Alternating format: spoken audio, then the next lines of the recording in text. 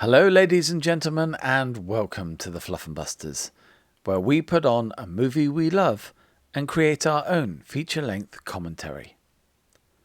Today, we finish our long and rambling journey through Peter Jackson's The Lord of the Rings, the Special Edition trilogy, with the second disc, aka the second half, of Return of the King. Now, folks have wondered why I've been at pains to note that all these test recordings were from well over a year ago, and they're far more general conversations than any typical fan commentary. But the fact was, we were still trying to figure out our own conversational flows back then, and I was struggling with an injury and the impact that painkillers were having on my own communication skills. This final recording is a little more film and scene focused, especially by Big D, who makes some excellent points. But we still go off on our tangents and we talk about other connected films or media. And yes, I struggle a little in the first third, but I do okay by the end. At the time of publishing this episode, we've just recorded our first track for 2026. And it's fair to say it benefits from the lessons learnt here. I'm really excited for the shows to come. So, if you enjoy a little bit of a gentler, more random commentary, or you like the idea of us waffling in the background whilst you work on your own creative projects, then stick with us. Right, back to our past selves as we begin this episode, our two weary adventurers reaching the end of their long journey. Howdy, folks. Welcome to Fluffenbusters. We are back with the second part of Return of the King Extended Edition, the sixth and final leg of our, frankly, epic run through the entire Lord of the Rings trilogy in extended format, which I've been thoroughly enjoying. Don't know about you, Mr. White. Oh, I've hated every second of it. It's so arduous. Sometimes when you see people finishing a marathon and most of them are running, and that final lap, they're just running, they're taking it all in, it's great. And then you have the other people that get to the stadium and their They're on legs are fumes. gone and they're on Yeah. fumes and they're starting to walk and everyone's like, come on, you can do it. I'm not saying it's the latter, but I do think as well with these films, because of the length of them, there is a little bit of an element of that, which we'll go into anyway when we. There is a bit. Yeah, There is a bit. But let's there's crack a on. lot. There's a lot emotionally tied up, I think, Mm. with this section of this film, which makes it fascinating. Absolutely. Right, so we're going to kick off. For anyone listening at home, we are at 2 hours, 7 minutes, and 35 seconds. We have just met Grond, and let's kick things off. And a one, and a two, and a. There we go. And we still haven't seen a certain eight-legged character, which is amazing. Mm. It is kind of fascinating.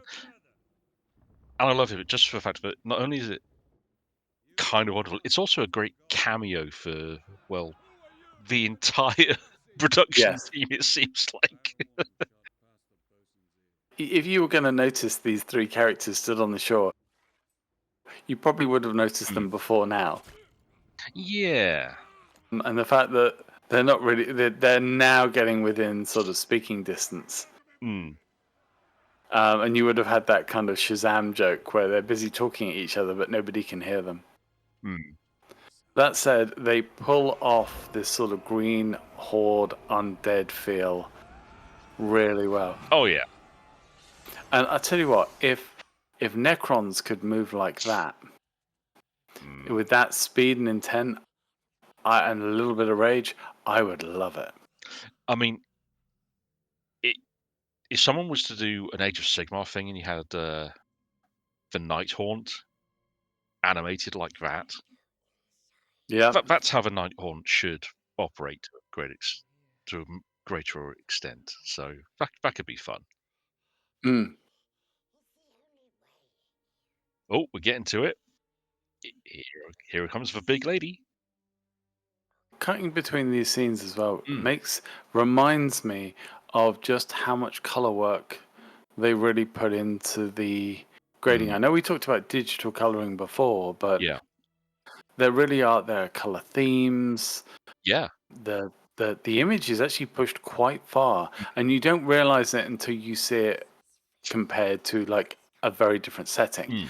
and suddenly you're like, wow, this is steely grey all the way. Yeah. And even the fill color as well has this lovely light to it. And it's one of the things that really does tie the Rings movies together is the way Jackson has used light and that digital coloring to get the effect he wants. Mm, And it it's an it's something that you do kind of see a bit overused sometimes, used without any subtlety. yeah. And I think that's the key thing. Jackson was one of the this is one of the big films to really get people understanding the process because the behind the scenes footage as well showed people what was going on and the differences between how some scenes were actually shot and then the stages of grading they tried and before we got to the final cut. But you do see a lot of movies over the last 20 years have kind of used it as like a brick bat just to hammer things home. And this is a much more delicate way because it's so much of these films is you're reliant on you need that ambience to kind of get you in the mood, and it's always used to drive forward kind of like the narrative that they want to get across. So Rivendell, it's very warm and green, but also moving towards autumnal colors. Mm, And then when late earlier in this film where we saw Arwen return there, it's gone full autumn and that's reflected in the color schemes. yeah. This is very harsh and I have of all the stunts as well. mm, This is the one that looked painful in camera. yes.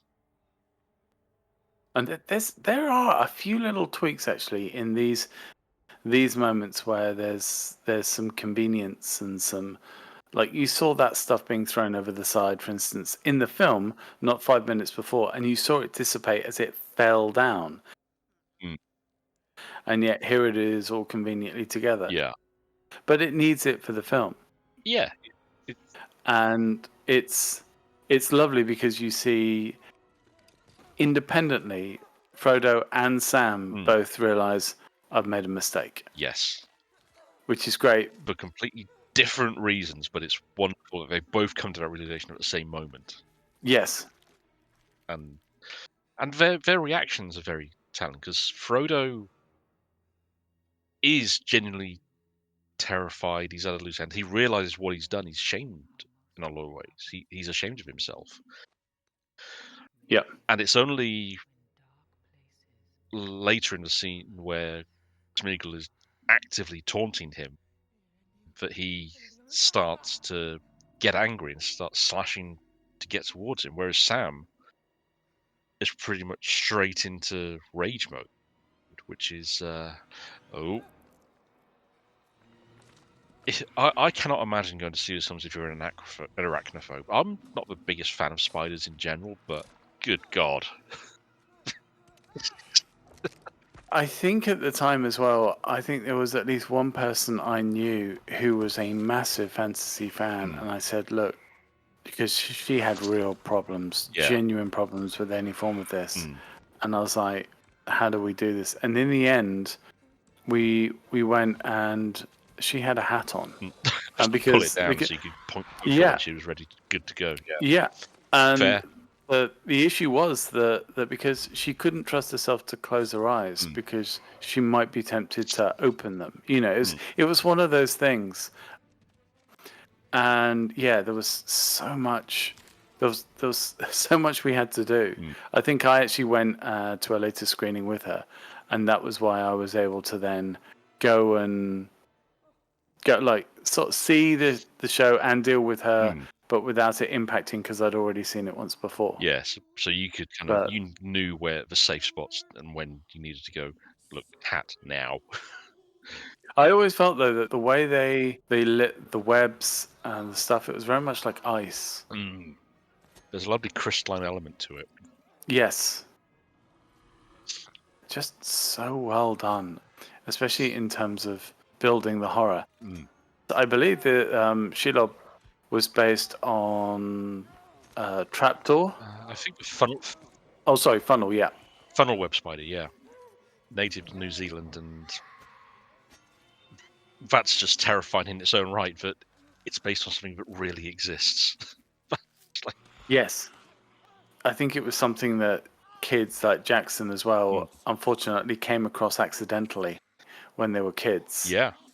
And yeah, that would be horrific. Fair play to him because he said himself, spiders terrify him. Yeah. So to to pick a genuinely terrifying spider and then just run with it is just all credit to him. Shelob's interesting because she's such an interesting presence in Rings because she is like this last remnant of the the, the giant spiders that have inhabited Middle Earth since Morgoth first traveled. Because I've forgotten the name of the spider, the spirit he convinced to drain the trees. That was like Shelob's mother, effectively, Okay. like the mother of all the other giant spiders. Because one thing I've been fascinated by since these is that Hobbit gave us scenes in the second film where Bilbo encounters spiders of the Mirkwood, and we actually see the spiders talk. We understand them Yeah. because Bilbo's been using the ring, so he can understand the dark speech, Mm. and it's a nice perspective because it makes you understand that these are actually intelligent entities, and Shelob would have been the same because she was like the greatest of their race at Yeah. this point. And then, have you played Middle Earth: Shadow of War or I heard of it?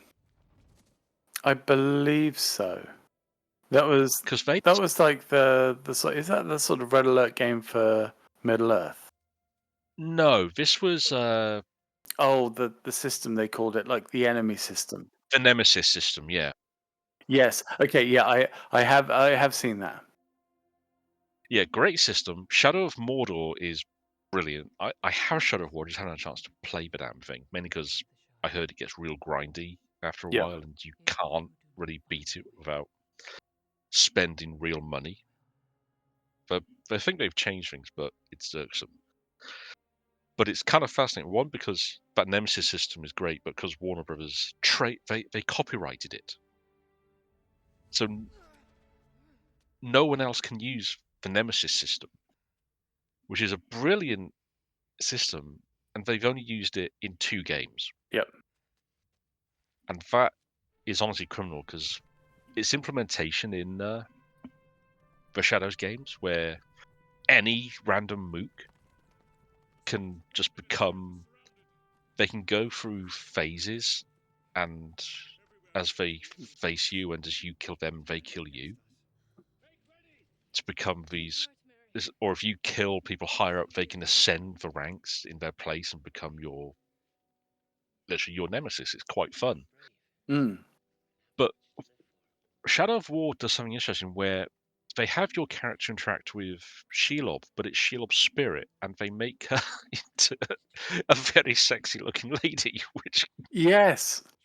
has got more than a little bit of raised eyebrows from a lot of folks because, well, people remember what she looks like in Return of the King. Yeah.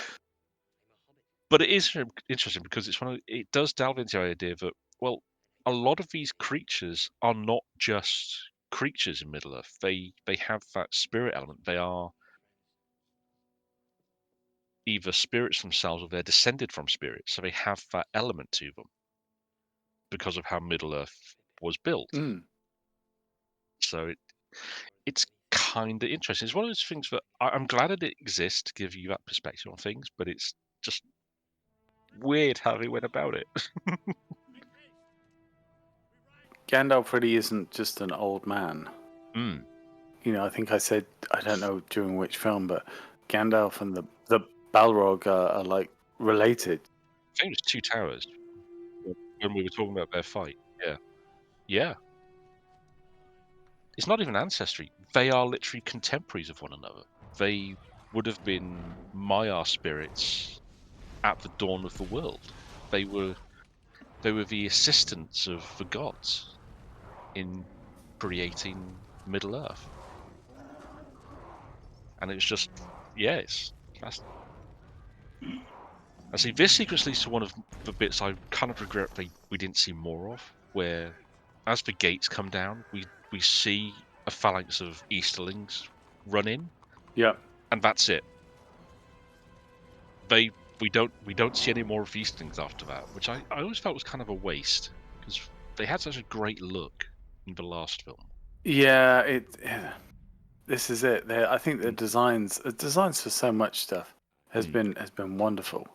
You just feel sorry that you don't get to see more of the world. But then again, you mm. know, who knows what the assemble cut for this was? Oh God, yeah. Folks at home, I know assemble cuts are kind of they're used as a bit of a kind Mm, of bragging right. You know, I like the Helm's Deep, the mhm, original assemble cut was like 6 hours. Yes, that's everything that you shot that's usable, put in order. mhm. That Yeah, that's nowhere near what it's going to be when it's edited down because you're going to take out half that stuff anyway. yeah. But I imagine for Mm. this it would have been a genuine nightmare because you can see little pointers towards stuff that wasn't followed up. Yeah. Also, I'd say that like something really important I think with this, Mm. and it does come back to the photography. At this point, you know, you could say, oh, they've been shooting for 3 years at this point, which I don't know, was it a year and a half or It was about a year and a half of the main shoot, and then straight I into pickups for various bits? yeah, and they were still doing pickup.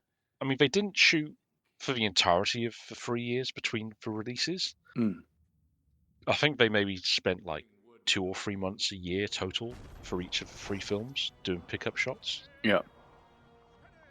Well, at this point, even with the breaks, and I'd imagine as well, knowing the status of things that would have been spent on grading and overseeing, Mm, Andrew Lesney had been working in this world as the director of photography for a considerable amount of mm, time, which meant that when it came to lighting this stuff, yeah. he was just so well trained. Mm, Like I'd imagine as well, like even like the camera trainee by this point would have been doing well. For a start, any camera trainee will probably be. I wouldn't be surprised if they'd been upgraded yeah. twice. They might even be something like in the camera side. You've got clapper Mm, loader, which is the base, the kind of what they call the second assistant camera, and then focus mm, puller, which is the first assistant. Which, by the way, those roles are completely different, but they are considered grades and mm, ranks within camera teams. And yeah, I'd imagine that those original focus pullers and trainees were now seriously high up. But everything is meshed so well. And then you have effect sequences like this Shelob mm, thing, which is just horrific. I remember yeah. in the cinema there being a an audible reaction to Mm, this absolutely. because it was genuinely terrifying. And a lot of people said as well, as soon as Jackson got King Kong, Yeah. they were like, well, after this, how's he going to handle the bug sequence? And it was like, he'll handle it pretty nastily, actually.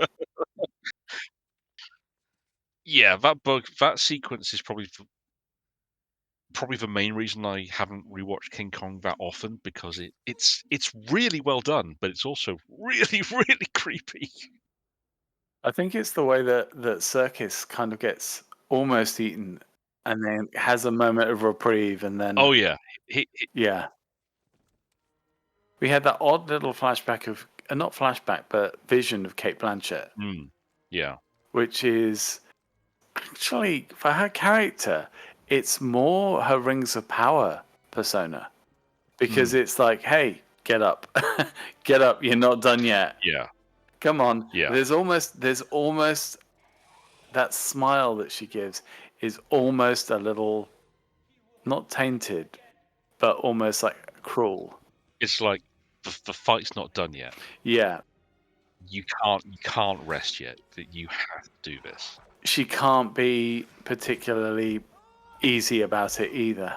No, And effects work. I mean, just they did such a good job. yeah. Now, I'm trying to remember, in the book, Hmm. is this fight as grand as it is here? Uh, I'm trying to remember, to be honest. I mean, I know that it is incredibly notable because, for one thing, Shelob is a notable presence, and I mean the fact that he does stab her with Sting and she slinks off, Yeah. that is pretty much spot on. I'm not so sure about how much he cuts her up in terms of chopping mandibles and limbs off, but it's. I'm honestly trying to remember how Tolkien wrote it because it isn't a distinctive sequence. It's why it was people were anticipating it so much. Yeah. But it's one of those things where he did rely a bit on potential. Like Sting effectively had become a Spider-Bane weapon, thanks to Frodo. Sorry, thanks to Bilbo's journeys and having it be named. Mm. Because before that, it didn't really have any power to it beyond being able to glow. Yeah. After that, it seemed no one really took note of it, but it seemed to be how, like how in fantasy fiction, it's quite popular to have weapons have an affinity for a certain race to be their bane. And Sting was that to the spider kind of Middle Earth. Just no one would know it because it was in the hand of a retired hobbit burglar, Mm. and then his nephew, and then his gardener. So props to Elijah Wood here for some real good dead guy acting. Yeah. I mean, him and Daniel Radcliffe, I think, have just they've Mm, embraced more than anyone else in the genre film. They've gone, well, I've got some money out of this. yeah, I mean, admittedly, I don't think Elijah earned half as much as Radcliffe did. no, but I suspect that on the back end he's not done badly. No, I think he's. I think they've all worked to license themselves. Mm, But after this, they've gone on and just mm. done films that they want to do. They do some weird stuff. I mean, Wood after this had a few things, and I think the real notable one was when he did Sin City Yes. as the killer Kevin. That was hell of a gnarly performance and real creepy. Radcliffe has taken a very similar route where I just love that they both have reached. They take roles where they don't seem to. It's not that they don't care, but they're happy to kind of throw themselves into whatever they're offered, or that's weird. Yep. I'm still waiting for them to do the film, well, either the skit where it's Elijah Wood playing Daniel Radcliffe and Daniel Radcliffe playing Elijah Wood, or they play brothers, or opposite numbers in a gang war or something, because it's the most obvious thing in the world, and they'd probably absolutely kill it. So, Yeah, I think they would, and I think there would be a great interest, especially from a certain mm, generation of people, to see that happen.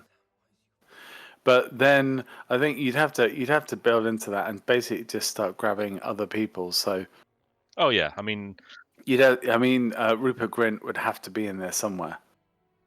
yeah, Rupert. I mean, you could recruit all the hobbits easily enough. Oh yes. Rupert Grint. Uh, no doubt you could get Sean Bean to do something because he always seems to be game. Likewise, John Noble. I know there's one version I've seen that involves Vin Diesel and Jason Momoa. Oh wow. Yeah, if you ever get bored online and just find there's some of these weird ideas I've seen bounce around the internet for over the last decade or so, and they get real fun. And also, we should point out this scene just gone where Pippin was thrown out of Mm. the gate is one of those lovely gag moments, as I've heard people refer to it, where it's a practical shot. So Yes. that was John Noble throwing Billy's stunt double, who I remember was a delightful young lady, Yep. and then she rolls and Billy just kind of gets up into camera shot. It's so Yep. it's this is what I mean about so much of these films is because they tried to do as much practical as they could, and they dug into a real deep bag of tricks from Hollywood's past to make things work. Mm. It like I said before, it's the perfect blend of the digital and the practical at just the right moment before. I mean, digital was becoming quite dominant before this, but it became a lot more of a. I don't even want to say it became more dominant. It's more that there came a point. I want to say maybe 8 or 9 years ago, where you can start to tell that even in the big productions, CGI is being used and not being given the time Yeah. to get it right. And Rings is that example where the time and the care was being given on it, because That's the thing as well. It is the case. Well, and also the now was it you who said this to me? Is the bidding practices that yeah, they have all these companies bid for films, but it yeah, means that the winning bids they're they're getting too little money from the studio to even do the job properly. So you can then yeah, have a even if it does work out, the studio can still go bankrupt. yeah. It's heartbreaking to see, to be honest, because the the amount of crunch some of these poor artists are put under. I mean, much like the video game industry, I hate to see it, and it really taints your enjoyment of the experience. I mean, I don't know if do you remember back when For Love and Thunder dropped? Mm, There was a video doing arounds for one of the promo videos was Taika Waititi and Tessa Thompson, yeah, and they were taking the mick out of a particularly bad bit of CGI. And it's like, but dude, one, you're the director. yeah. This is your movie with that scene in, and you're taking the piss out of artists that you know have been working damn hard to get this in. Yeah, they got a lot of negative feedback for Yeah, that. That really did a lot of damage. Like, mm, and that I mean, we're talking foundational damage to the film. absolutely. It Yeah, soured as well. It started the souring of the whole attitude towards Taika, absolutely. which at that point had been almost unflappable. Mm, But I think the kiss of death was when somebody offered him a Star Wars project, and I was like, yeah, okay, that's it. Whatever happens, you're going to be in trouble now. mm. But And the kicker is that yeah, he's done good stuff. Some of his episodes of the Star Wars shows have been genuinely good.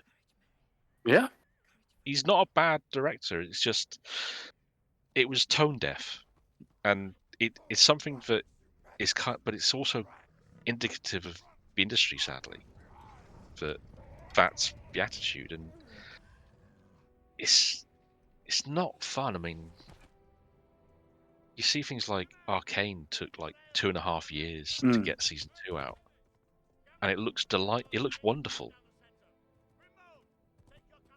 But I gather there may even still been a bit of crunch involved for that, oh yeah. and it it sucks because no one should be forced to do that for art, you know, Yep. for people's enjoyment. On a lighter note, let's enjoy one. If you looked at the orc army whilst the king was giving that speech, Mm, some of them were running towards the horsemen. yeah, So if he left his speech much longer, they would have interrupted him, which I thought was quite funny. Yeah. You realize with the scale of these battles, like if Mm. you're say at the back, you know that you're moving. You've not even seen the enemy yet because you're over the brow of the hill. Yeah. And there is a chance as well that you are just going to be stuck waiting to even get near the front. It's crazy. I do like though, and I mean, look, there's been a lot of making of stuff that's been well distributed over the years, but I think especially over the last 5 or 6 years has started to be forgotten because people aren't playing the DVDs as much because they don't have the players, and the Yeah. online is only the version, like the film, and not the making of. Is the fact that this was, I believe, every able person in New Zealand with a horse. Yeah. They got everyone they could. And most of these riders are women because that's where most of the riders were. They were women. To me as well, what always sticks out is there is a guy at the front. You can see him in a couple of shots, and he is stood Mm. upright, and he has a short axe, and he is clearly out of a proper medieval like society because the way he's riding it is really interesting. He's almost seated back straight. Yeah. Everyone else around him has got like an aggressive rah, and he keeps popping up as well. He honestly, he's made it into about 5 shots. Yeah.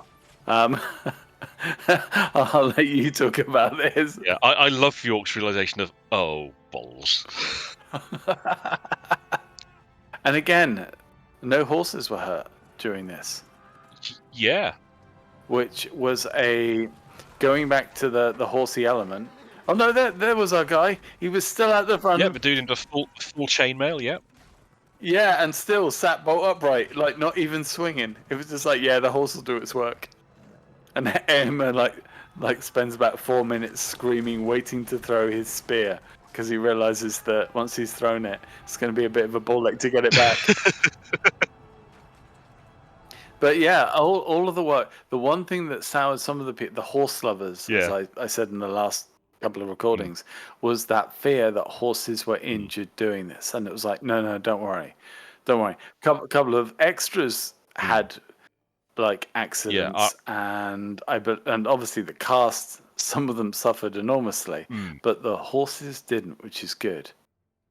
Yeah, I remember on one of the featurettes, they were very clear about the fact for that scene, they went over that field with a fine-tooth comb to make sure there were no Oh yeah, yeah, little mole hills or any rabbit holes, anything that a horse could put a hoof into and do itself a mischief. They were incredibly careful about that.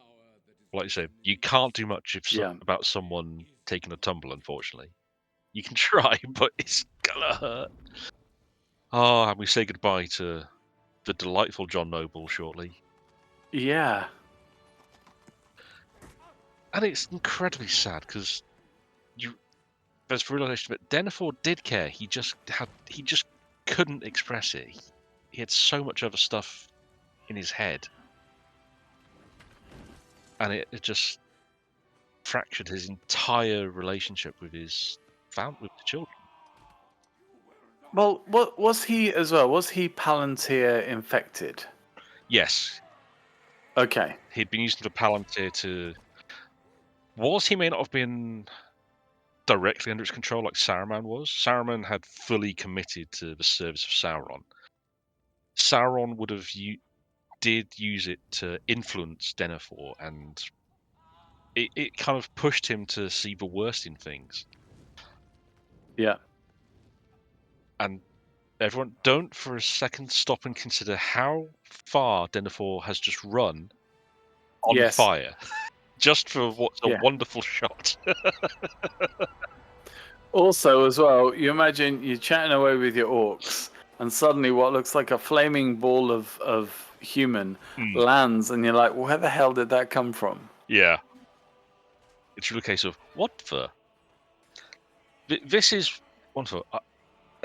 It's one of those things. This film is great for having, and I always love seeing this in a film, in a series where you get a trilogy, where you get the the soundtrack, especially the composer, can bring the themes to their zenith, and Yeah. the Riders of Rohan theme really goes hard hit in this sequence. And now we get the Mumma kills, and oh lordy.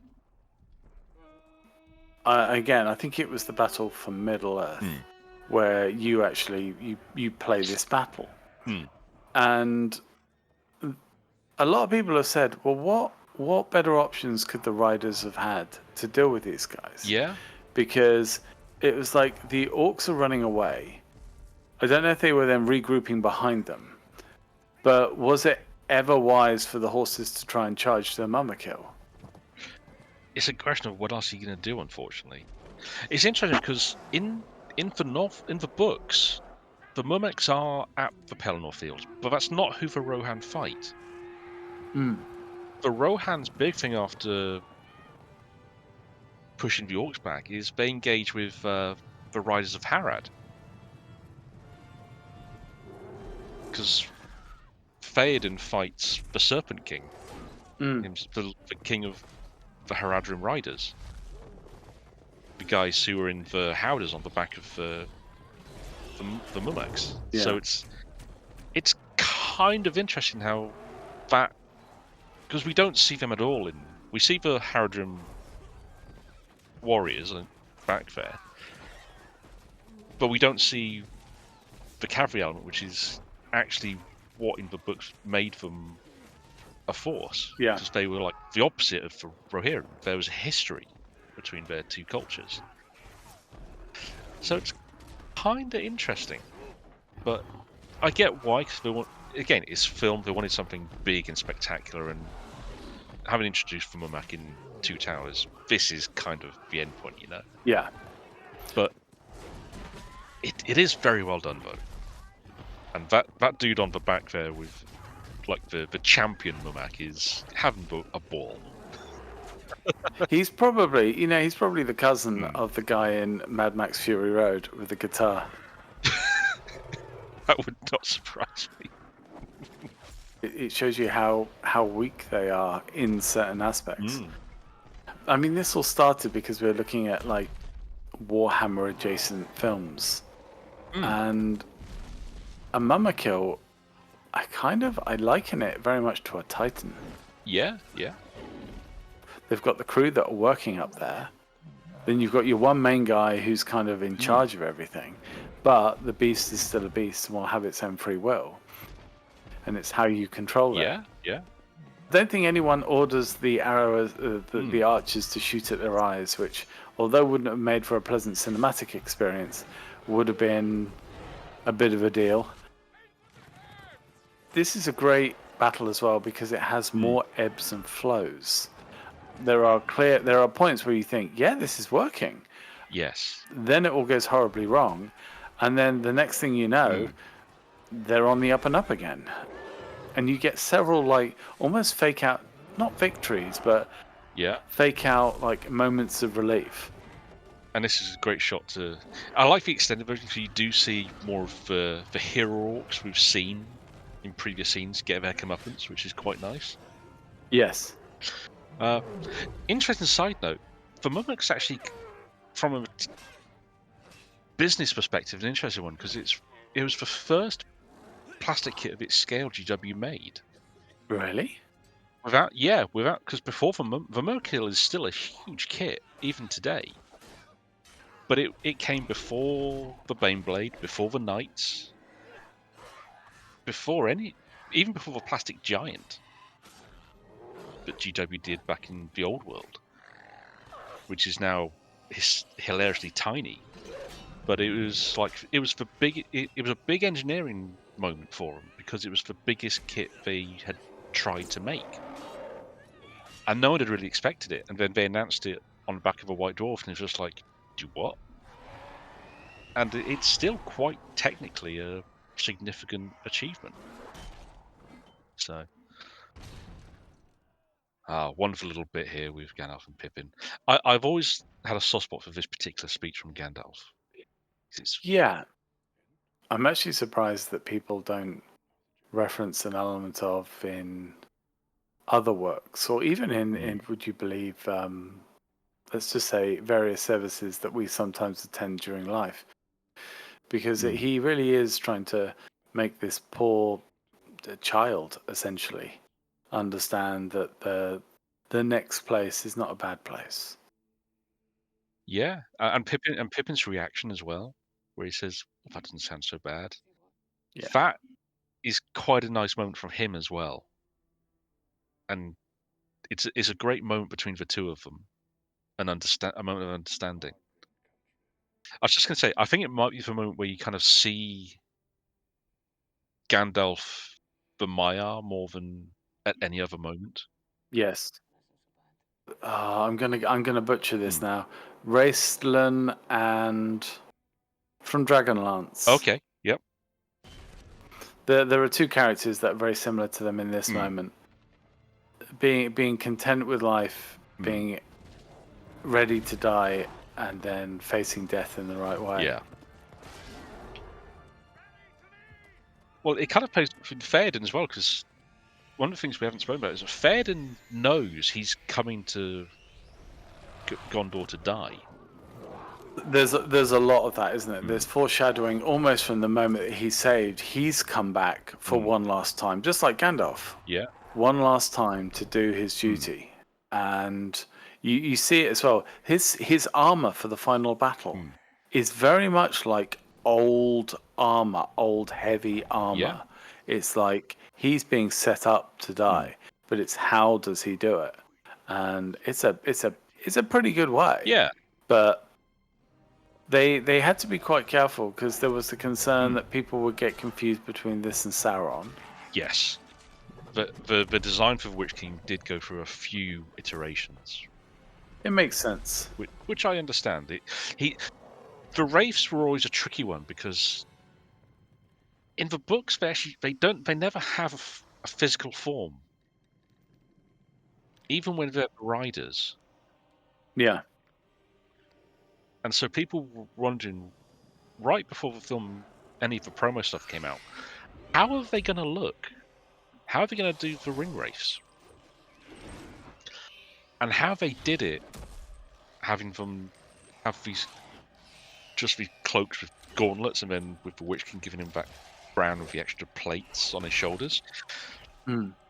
It's probably about as good as you're going to get. Ah, the hero shot. And I love the Yorkshire accent as well. It was like, oh, oh, it's just three of them. Right, we can handle these. It's probably Gimli's finest moment as well. Oh, yeah. Fear actually defeats them more than anything else. Hmm. Like, because they're literally all cowering. Yeah. They are being killed. They're being killed as they're cowering. Yeah. But yeah, and it's funny because much Hmm. like Thanos in Endgame, they have essentially lost this battle at this point. The Lich King just does not realize it yet, and he won't ever get to. Yeah.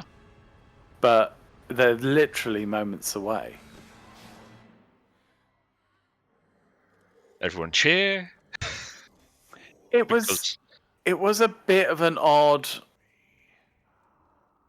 I never quite liked the way that this was the strike was done. I Hmm. always kind of wished it had been somehow. I don't know what they could have done though. Yeah. And again as well, like that's nothing against Miranda, Hmm. who did a fantastic job, and like all the guys were amazing. But I think it was as well. It was the height of the Hmm. enemy, and her having to get this good shot in, and she wouldn't have done quite as much training as the other guys.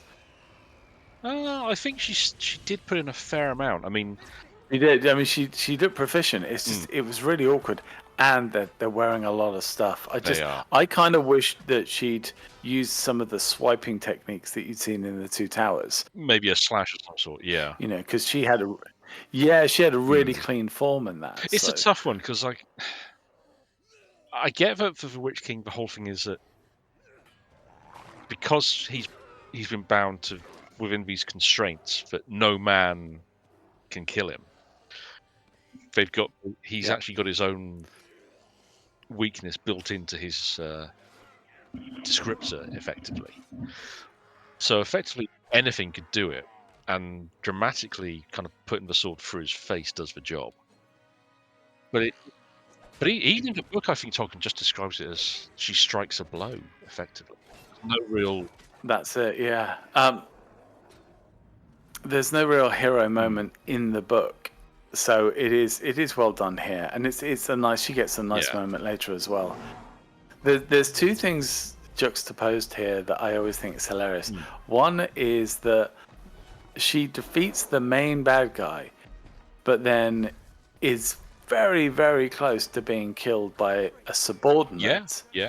But then the subordinate is killed by our heroes who don't even realize who or what he is Or who they've saved. or who they've saved. Uh, They have literally no idea. Which that would be a fascinating piece of mm, fan canon to see if that was ever discussed afterwards. mm, And then that leads into, where they clearly realized that the jokes with the elf character were getting a little bit far, and they just decided to take it as much as possible.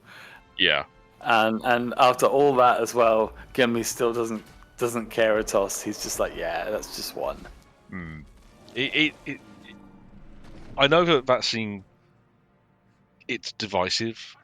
It's fun though, because they realise that giving Leggy a hero moment works. Yeah, It's absolutely. a nice crowd pleasing moment. So let's stick with it. The Interestingly, so at this moment, um, because you don't see Gandalf and Pippin actually fighting in that moment, like the door might not have been Mm. breached. They're probably on one side of it, and then all the screaming starts, and then everything goes quiet, and they're like, "What happened? Did we win?" Yeah, I think it's probably the one kind of weakness to this whole sequence, that you do kind of leave Gandalf and Pippin completely behind when they could probably. It's probably a bit cleaner without them, but equally, just something to show what they were doing might have been handy, because otherwise Aragorn Gandalf just appears on the field in a few minutes' time, which is a bit out of nowhere.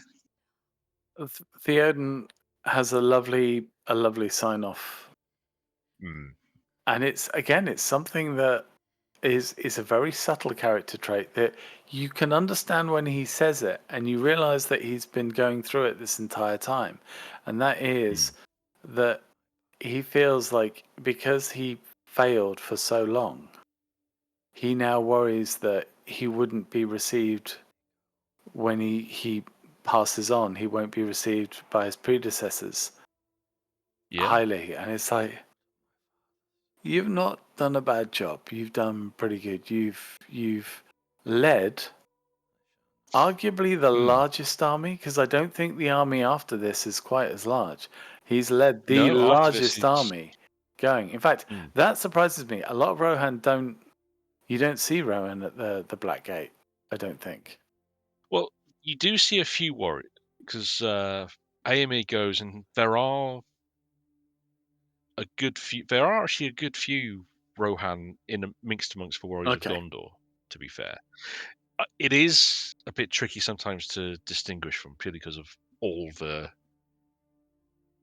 dudes in armor that are out there. It can be a bit, people getting lost in the mix.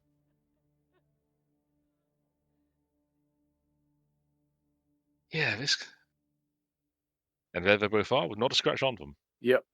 But what happened? Hmm. And yeah, Gimli is kind of right. It's like, do you want to stick around for the final battle? Because it would Hmm. be a bit easier if you were there. But Yeah. like, again, fan canon. I kind of wonder if one or two of the forces would have stuck around because they enjoyed it. Hmm. Yeah. That's a very. It's an interesting. It's one of the things I enjoy about the game, that you can do stuff like that. You could play the Blackgate and replace the canon army with well, there's versions. They've done variants where you have the characters from the books, so the Grey Company are there and Mm. everything, or you can do it as the characters from the film and just mix people up. It's kind of fun. Now, can we spot any of the GW design team in amongst here? Oh, Because I didn't think they aren't were. yeah, the Perrys and Eliseo Cavatore certainly are are some of the corpses around one of the mummies. Good grief. Yeah, yeah. They got on so well with Peter Jackson, but because they went to New Zealand during production. That's the thing about Lord of the Rings game. It was a really tight collaboration between. Jackson didn't consider it an afterthought at all. He was, I mean, he commissioned the Perrys after this to basically sculpt figurines for his own display of Gallipoli, I Oh think. wow. In like Oh one, yes, yeah, I yeah, do. I do remember that. yeah, it's very cool, and I always love that. It's one of those little moments. It's like that's very cool. Mm. Yeah, I mean, he again. I just sorry. Just props to Carl Urban for really embodying like the horror of the fear of missing the last person that you have close to you. Yeah, Aragon, would you stop being there for her in moments like this? Because you really aren't helping. And I still to this day yes, think Aragon really should have reined in the amount of interest because although he wasn't interested, he gave a very good performance as someone who would assume he was interested. Meanwhile, Faramir's just struck gold. Well done, that lad. yeah. I mean, who wouldn't be besotted if you saw Miranda Otto walk up to the window like that? That's it. If you can't fall in love with that, can you check you have a pulse? Now, I in uh, the car. It's great. This final film, we're actually referencing the film. mm, It's almost like we've learned a valuable lesson here. I know. But I believe in the book, and I seem to remember it was something like a couple of days that I think it was that Pippin looked for Merry. I think it Yeah, was an extended period. it took a while because, but it, you do get an impression of it, but it's very hard sometimes to understand that when they stabbed the Witch King, Merry and Eowyn were both poisoned by his Yeah, essence, and that's not. I mean, it's why Aragorn had to heal it. It wasn't just her arm was broken from it's a you know spirit. having that shield smashed; she was spiritually Mm, poisoned. So for Pippin to last that long outside, though, it's one of those nice indicate. It's a subtle thing about how resistant the hobbits are to those yeah, influences, which is quite nice. And I like this as well because we see Uruks in Mordor. It's never really extrapolated beyond, but it makes clear that Saruman wasn't the hot shit he thought he was. He built the Uruk-hai, but Sauron had done it. There were Uruk-hai already. yeah. He just didn't know about them. Well, also as well, they're a lot smaller force overall in that Mm, part of the world. So therefore, they don't sort of swan around and completely lord it over everyone else. In fact, there are other mm. forces like the other forces of Mordor can easily stand up against them, and that's what you see here. It all just kicks off. Yeah, it's a proper Barney. I love it. If you want to see what an orc scrap would look like, this is pretty much it, and it's great Yeah, because I was going to say this is how they actually in 40K. This is how they crown the next boss. yep, So and the lack of survivors is well, it's telling. Yeah. it. Some might say it's a feature, not a bug. It's part of the course, frankly.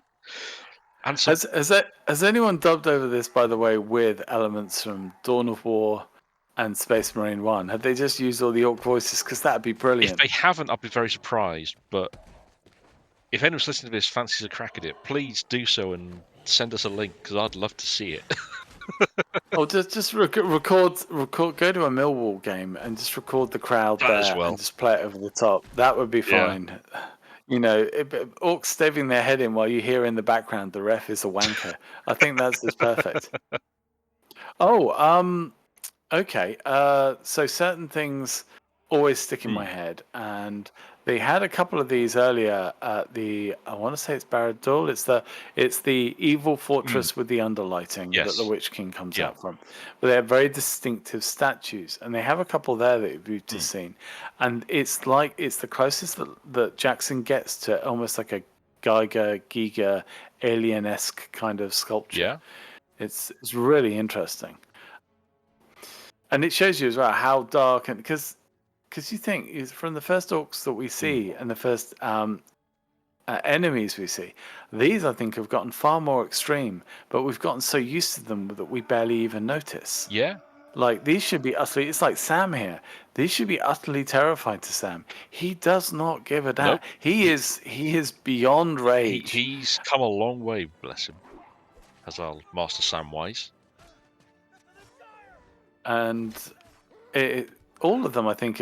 I mean, they always talk about the journey Hmm. anyway. Frodo has the journey of the ring, Hmm. and that's his burden, his bet. And he only really has a couple of fights, and most of them are physical. Most of them with Gollum and Smeagol. And most of the time, he gets his ass Merry, kicked.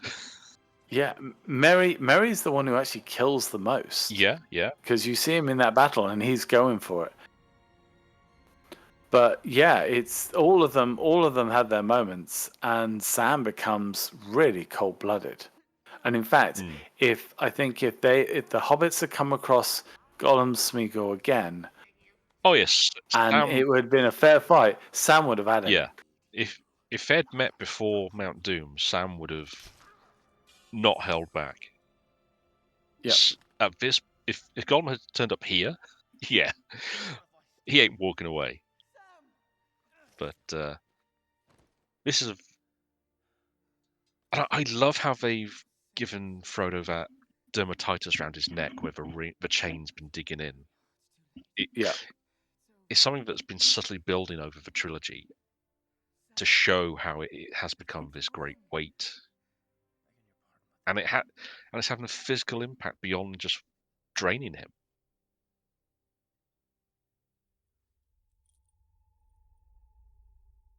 And I've had Sammy's. Oh, I'm not entirely happy with how Sam kind of hesitates, but I also think his hesitation is not out of desire for the ring.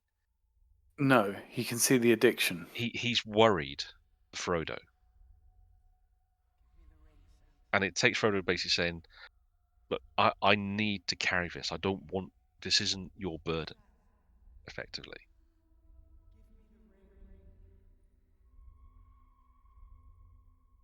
and man, Frodo is messed up at this point. He really is.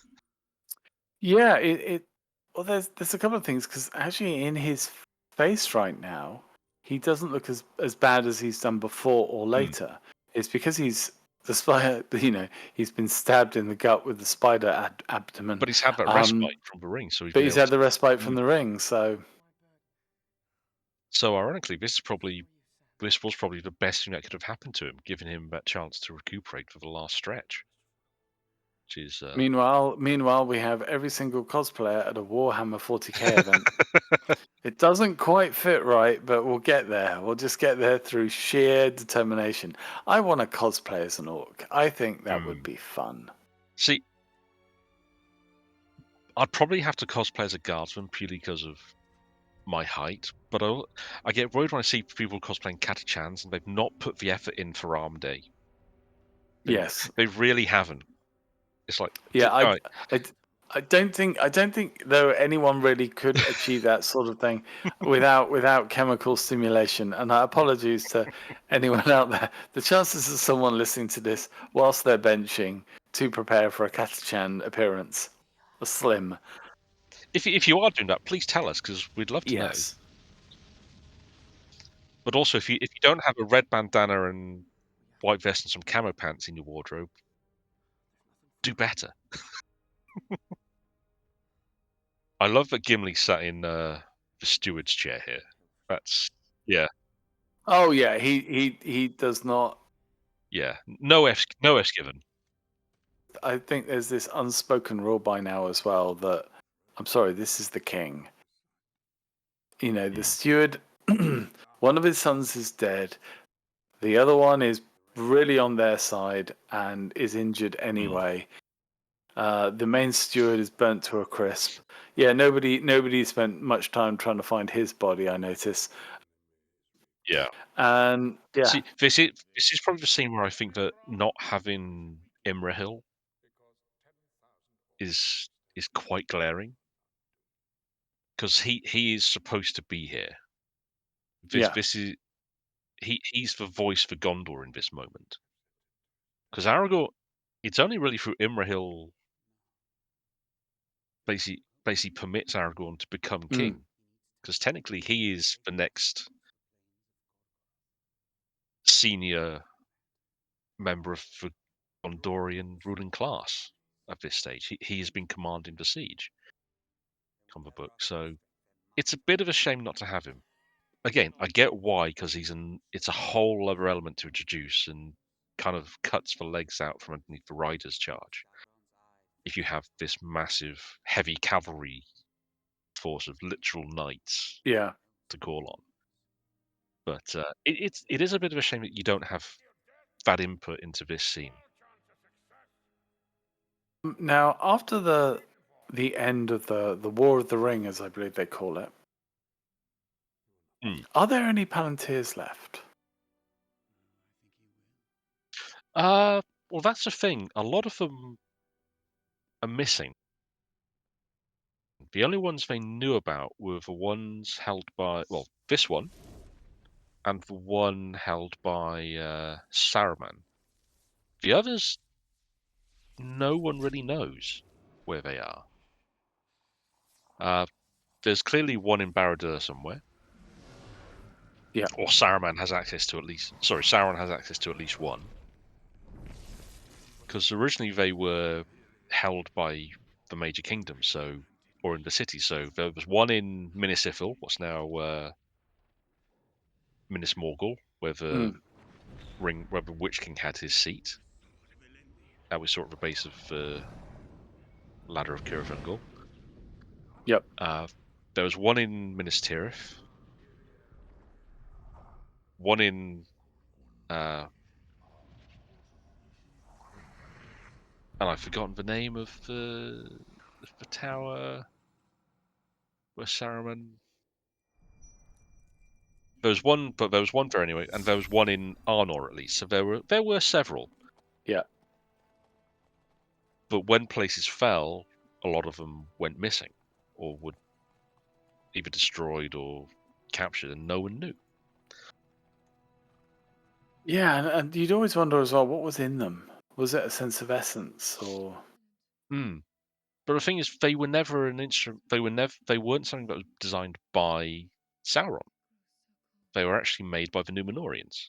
yeah. They were a Númenórean artifact. I think they were designed to be used with things like the scene seat at Amon Hen. That was their purpose. So, Faramir is smooth, isn't he? It's like they said about two mm, lines to each other probably, and that's it. He's like yeah, he's sorted. And of yeah, course, little do they realize that. I mean, I know the king is going to be gracious, but if he wasn't, then they were going to have a hell of a time because those two together were like heirs to a pretty big yeah, area.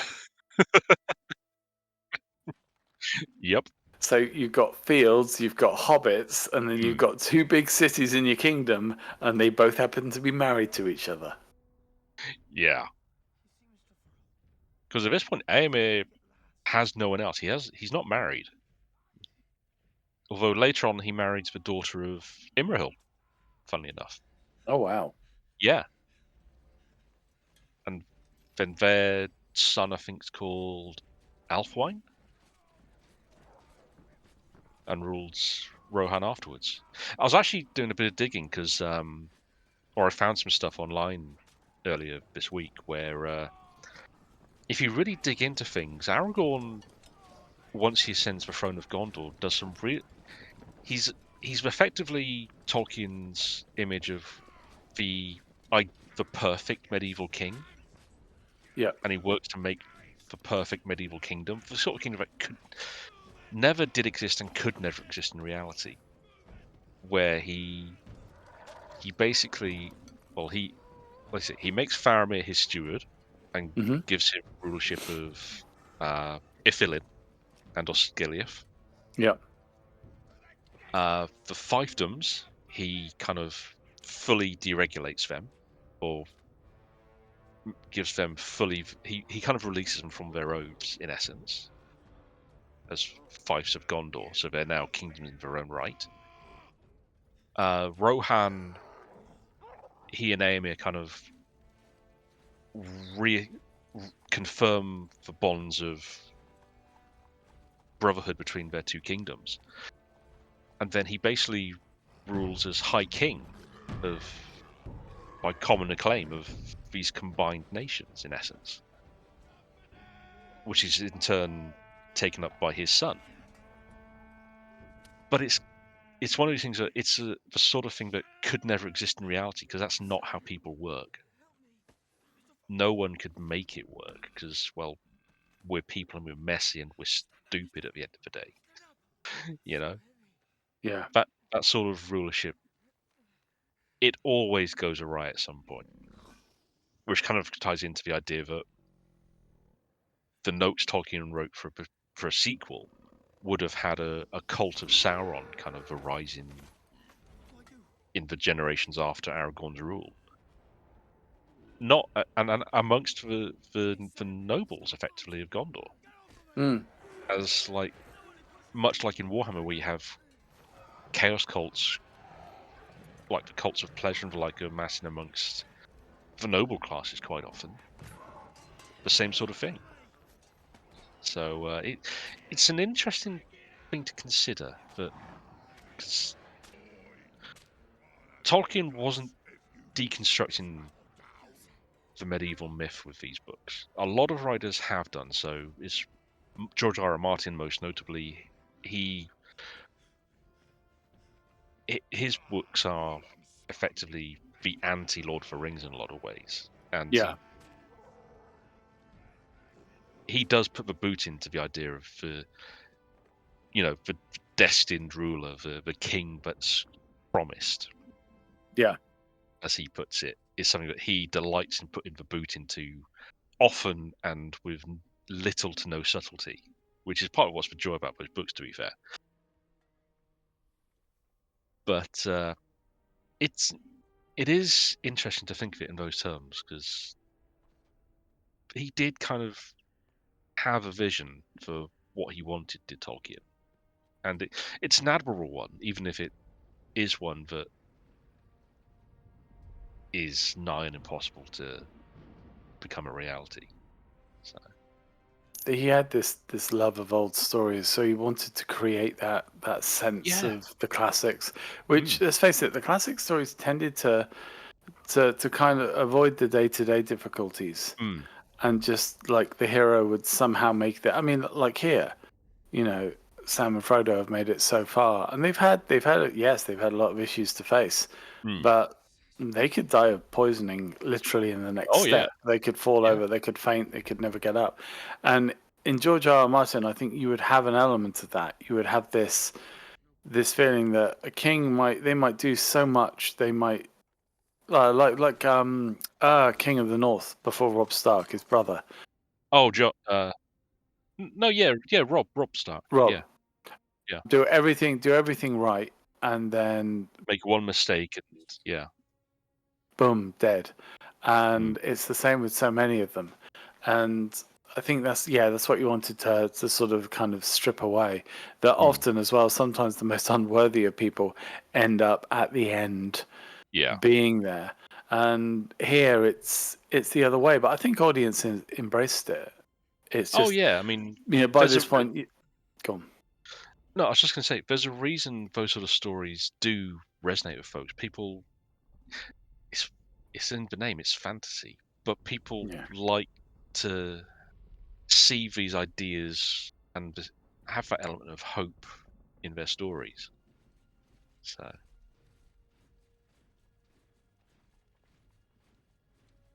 the Black Gate. One of the things that's one of the things I do like about Shadow of Mordor is that it establishes that the Black Gate only kind of comes under the control of Mordor relatively close to the events of the films and the books. Yeah. So you actually get to see it under the control of Gondor, which is actually genuinely fascinating to see. To be fair, but, Well, do they? I mean, do they ever fully purge like the influence of darkness from these realms? Because uh, there's a lot of orcs up there that, of course, hmm, now don't have any guiding influence. yeah, it's a genuinely interesting because it's one of the things I have quite appreciated about Rings of Power. They've tried to add more nuance to the orcs by Mm, introducing the fact that, well, they are a race. They do reproduce. They have family units. What we're seeing isn't the entire orc race in these films. This is the army. mm, You don't take everyone with you to war. So it's toying with Rings of Power's toying with the idea that the orcs are not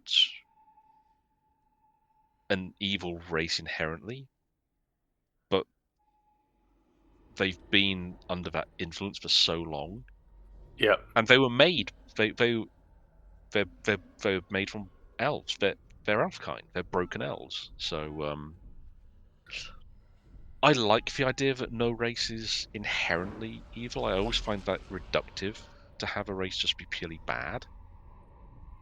It's always more fun to have that element of,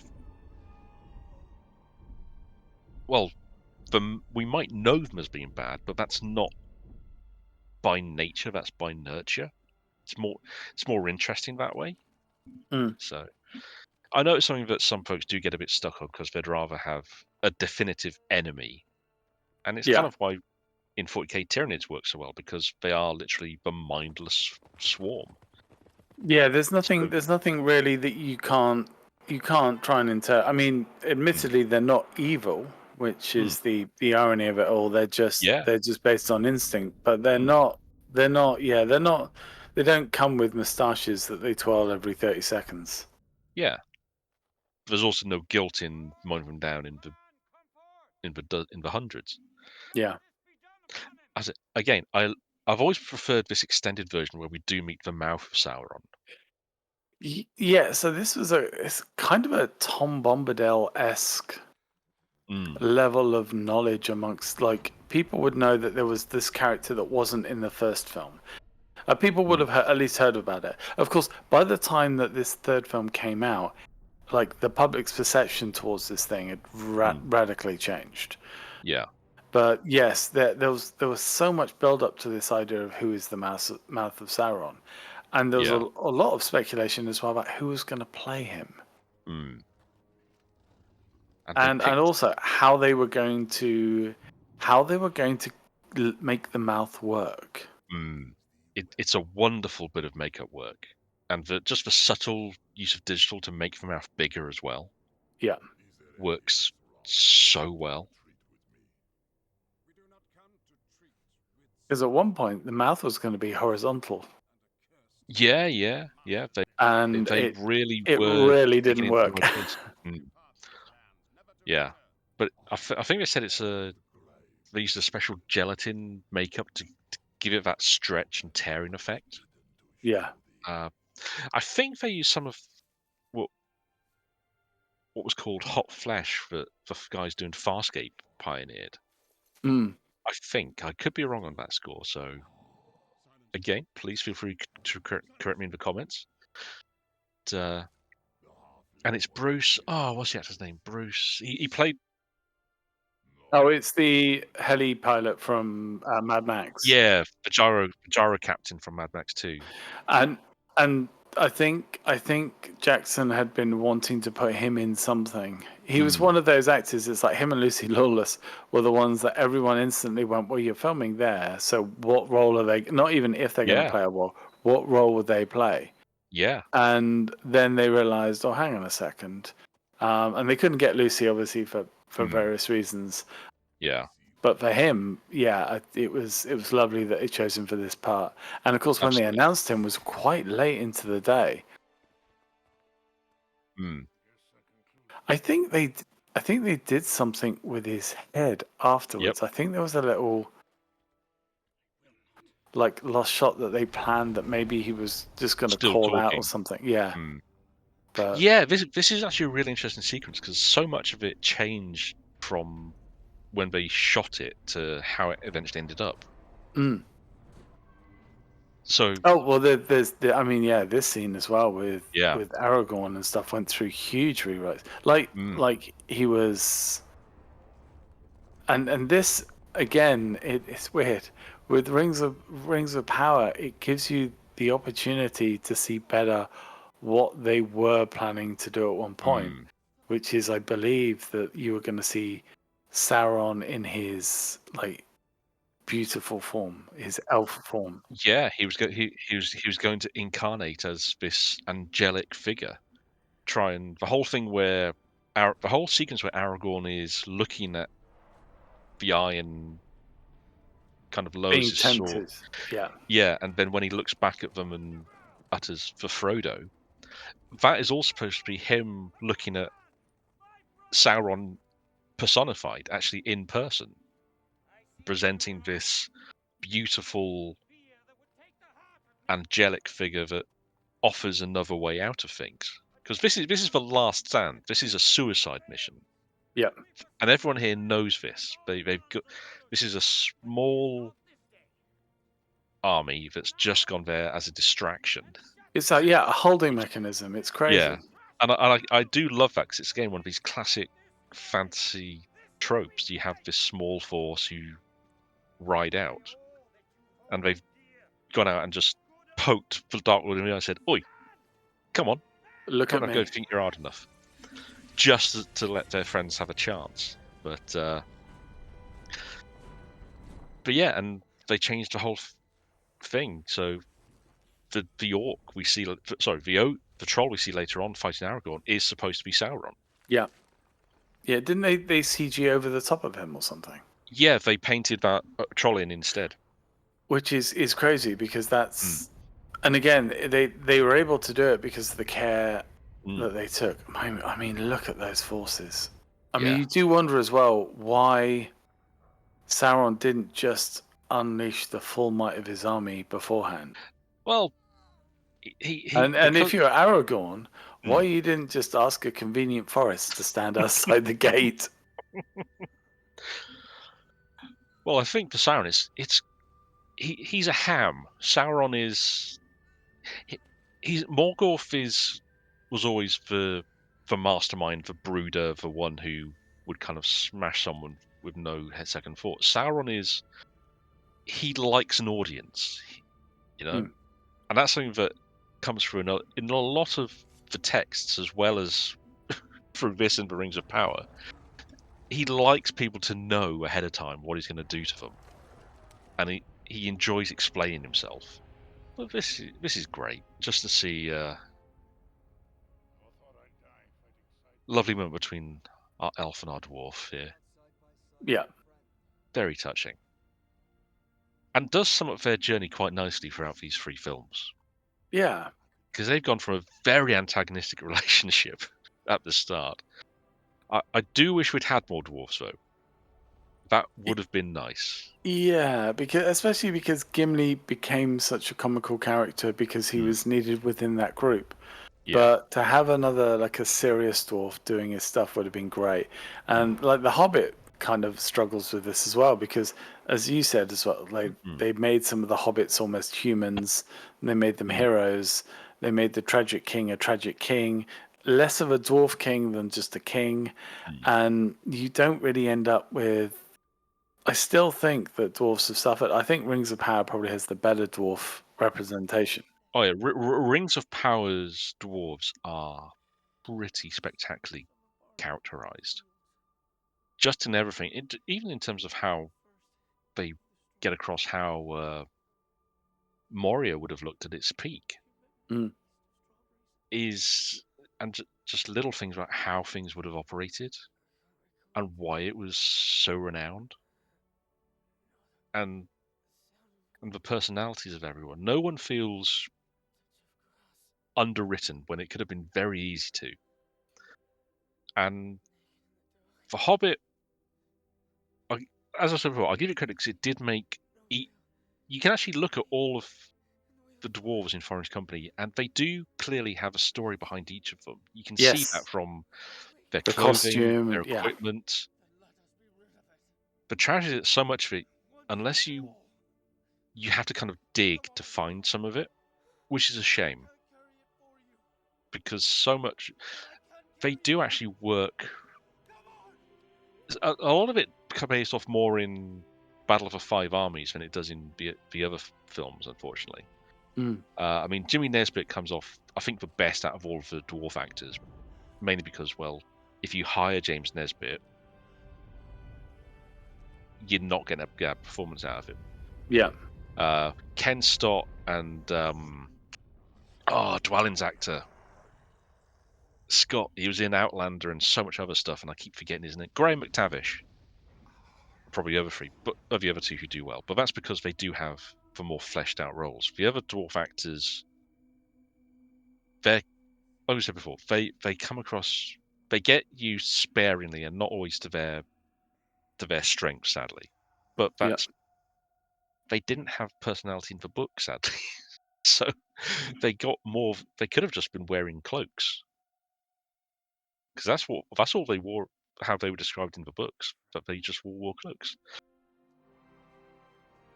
And I have to cut here and say, I had a ball of a time converting an Aragorn to look like that I'm not surprised. because they didn't release a figure of Aragorn on foot in this armor for, I think, almost for a full year after the film. Wow. You could get a mounted version, but the version you could buy on foot holding the sword charging like that. I mean, there was another version subsequently with the sword held aloft as well as the version charging, but that took so long to come out. I ended up I had a spare of the Two Towers Aragorn where he's running with his normal sword, and I did a massive conversion. So I sculpted chainmail in his robes and a cloak and everything. I'm actually still quite proud of that kit bash. To be fair, it's probably the most extensive conversion I've ever really done to completion that I'm happy with. But it it was weird for me that it was such an important moment, and it's one that they kind of had to have known about ahead of time, GW. But hey ho. Oh, we get Have we just had the reveal as well that Smeagol has always been evil? Is that the? yeah, I think yes, that was it, wasn't it? fully in control. It was the thing that allows you to see this character as what it is for Mm, the final, which it needed to be done. mm, I know a lot of the stuff was on set, but I think some yeah, of it was on location, and you just imagine how little kit they had to shoot this. They went yeah. up there with cameras, film, and that was and some bounce boards, and that was about it. And Mm, again, you're then overlaying all this stuff on top of it. I mean, this is on set, obviously, yeah. but it's just again Sam adding to the amount of injuries that he has, Yeah. which is nuts. And Gollum actually taking a sword blow, which is the first time he's been properly struck by anyone like that. Yeah, I think so. Yeah. Oh, he's held at sword point, but he's not been. Like he's had a few falls and he's had a few other bits and He's bobs. been punched once or twice, but see, you almost wish we'd actually had a chance to see Gandalf take a swing at one of those, because Yes. that could have been, because he was clearly getting ready to give him a kick in. Now at this point, there's a cut scene where Mm, Pippin then stops the film and explains to the audience why the Eagles couldn't get there in the first place, and why they couldn't Yeah. have just dropped and it's one of those kind of well, you can actually understand it, Hmm. but I understand initially why some folks may go, but why didn't these eels? But the film goes to great lengths to tell you if you're watching it why why? that Yeah, wouldn't happen. Oh, and the great moment where Frodo fails. yeah, That's one of the things I absolutely adore about Lord of the Rings. That Frodo doesn't succeed. He goes for everything, and he just can't do it. no. And it's It's why Gollum and Smeagol ended up being so important, and maybe yeah, yeah. maybe there's I don't know. Did any of the would any of the other characters have seen this, have predicted this? Do you think is that I an element don't. that Gandalf I mean, maybe? Gandalf might have had an inkling that Gollum was needed for something, but he may not have known exactly what. I think he had belief in Frodo that he could have seen it through. Mm, But I don't think he would have even expected Gollum to be the one who took the final tumble. And even that's unintentional, yeah, completely by accident. But it's the thing that you hear an awful lot of as well is just the people talking about what would have happened to Gollum in real life if he'd fallen into that lava. That he would have broken every bone in his body and then being set on fire, but he wouldn't have just like plopped into it like it was the kind of like a thick soup. I mean, It's true, but in terms of movieverse, you just totally believe what happens to him. You yeah. know, it's just and it's great as well because when he goes, even till his last moments, he's looking at the ring. Oh That's yeah, all he's he's doing. completely fixated. So he doesn't care about the rest. So if anything, he has quite a peaceful death. Yeah, I mean he's never cared about Sauron defeating the darkness. He just wants his precious. That's the one thing he has ever desired. And oh, I, it's how it gets across really how smart he is as well. That he knows how to get to Yeah. Frodo. Ooh, Oh, big lad. Now this would have been unfortunate. You get all the way through, and mm, then your main hero just gets destroyed by a foot soldier. mm, Yeah, I do wonder. I can see why they didn't add Sauron in here. I just think mm. it's better to leave him as just this all-seeing eye. But Yeah.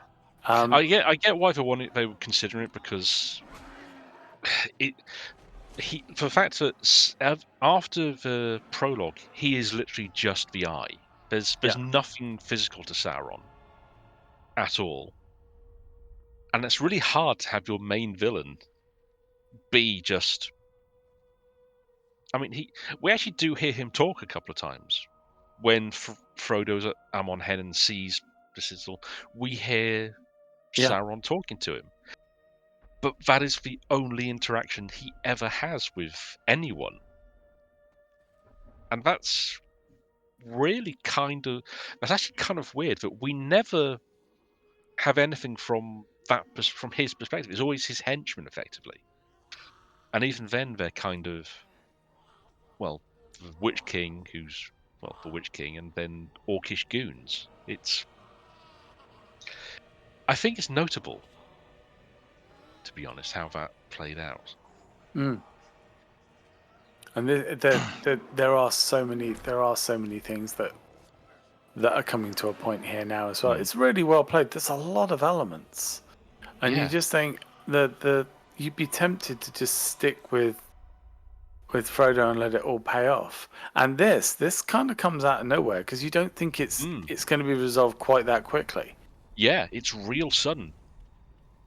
And then everything And, starts to. and then you're like, oh crap. Oh, Yeah, okay, this is not good. no. And the crazy thing is, we still have like 50 minutes of film left. Well, this was the problem. So, Mm. going back a bit.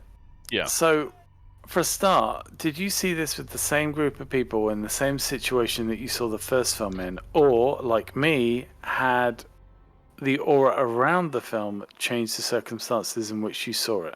I'm trying to remember. So, if I remember rightly, each one came out when I was home from university over the Okay. Christmas holiday.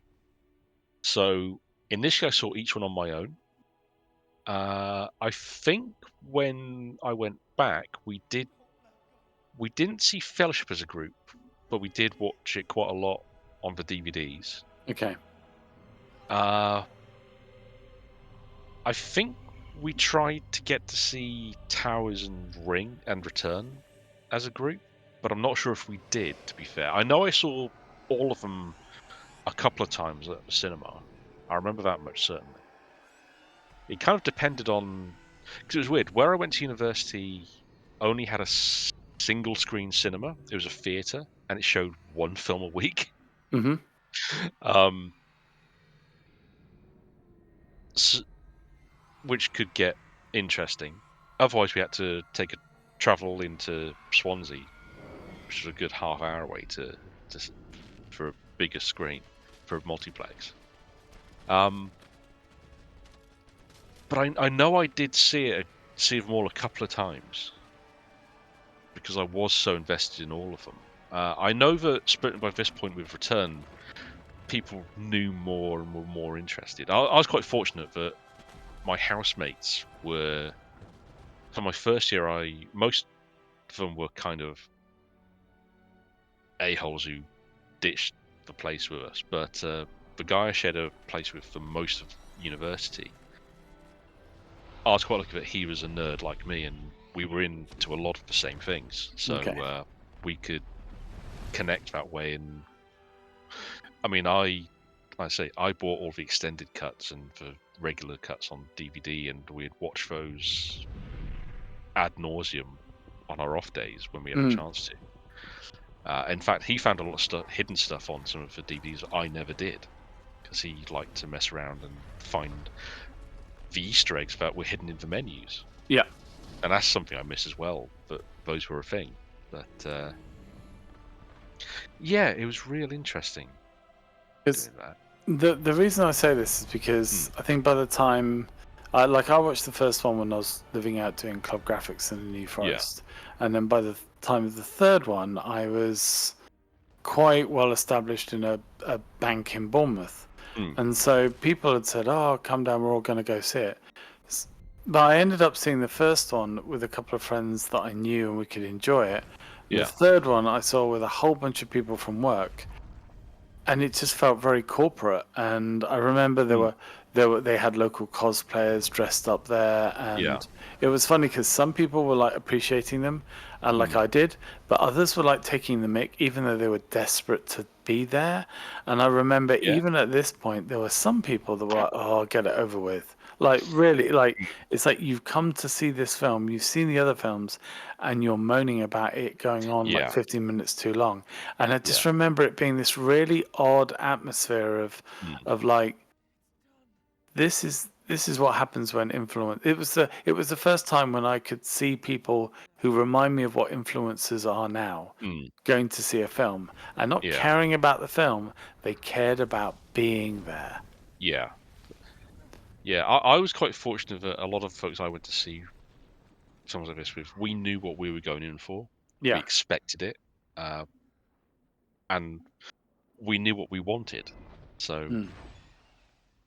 as the thing is, this is the big end cap. This is like the victory lap for the trilogy.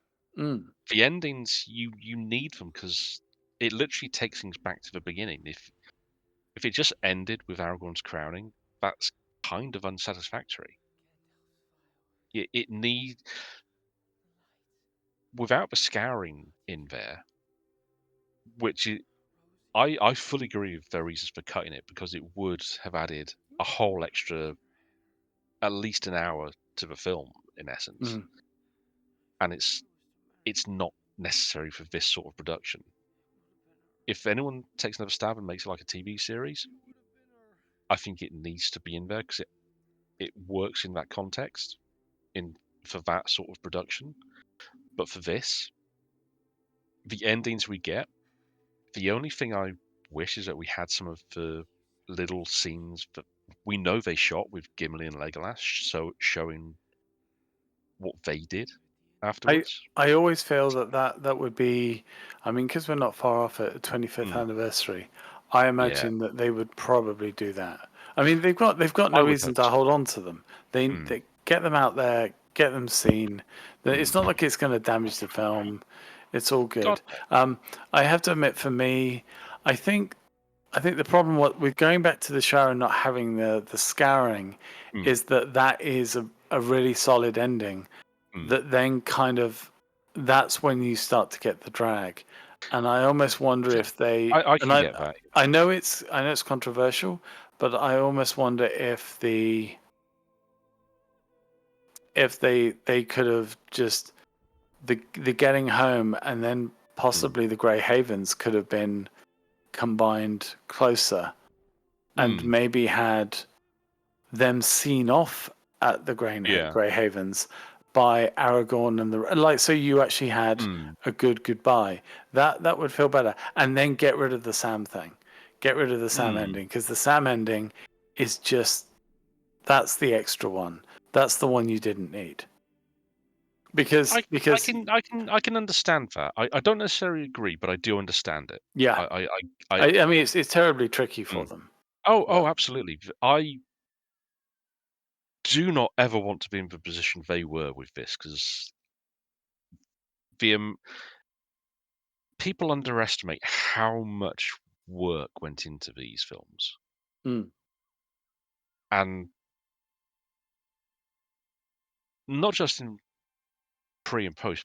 Sorry, in production and post production, but the pre-production alone to get to the point where they could actually shoot was years in the making, and just so it could all run smooth. And it still took them a year and a half. Then, effectively, over the course of the subsequent releases, almost another year's worth of reshoots or extra material they shot.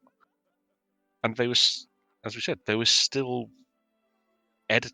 They were still editing Return right up to days before release to yeah. get it right, and And then made tweaking some it big changes. afterwards. Yeah, Yeah. yeah. So the fact that it exists, and it's marvelous that it does exist, and I'm so happy it does because it's such an achievement in cinema, you know, because no one had really tried this before. They'd not at this level. We'd had Rings adapted in animation a couple of times, but they were both, for various reasons, either not seen through or they were just flawed in ways.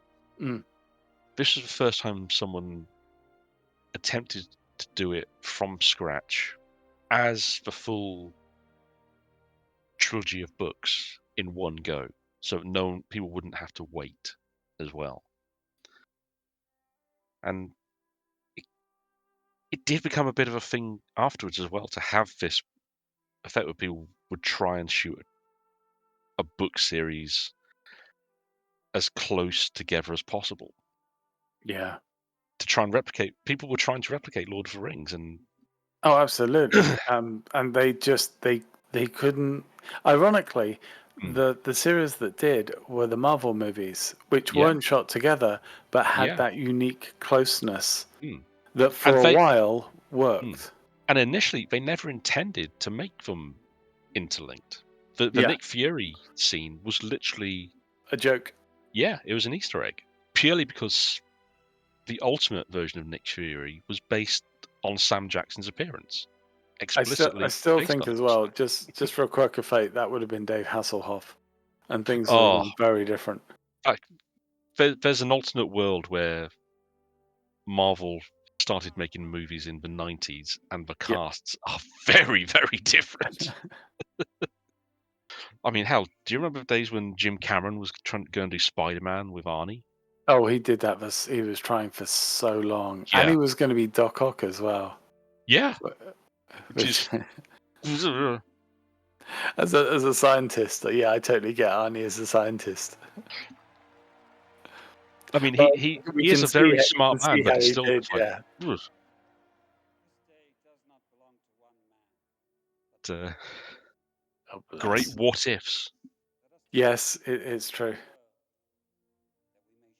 Killer is they've that there are some good fantasy books out there that I think do deserve adaptions yeah. or people taking other stabs at. It's just fantasy's the hard one because you've got to go all in. You can't half-arse it.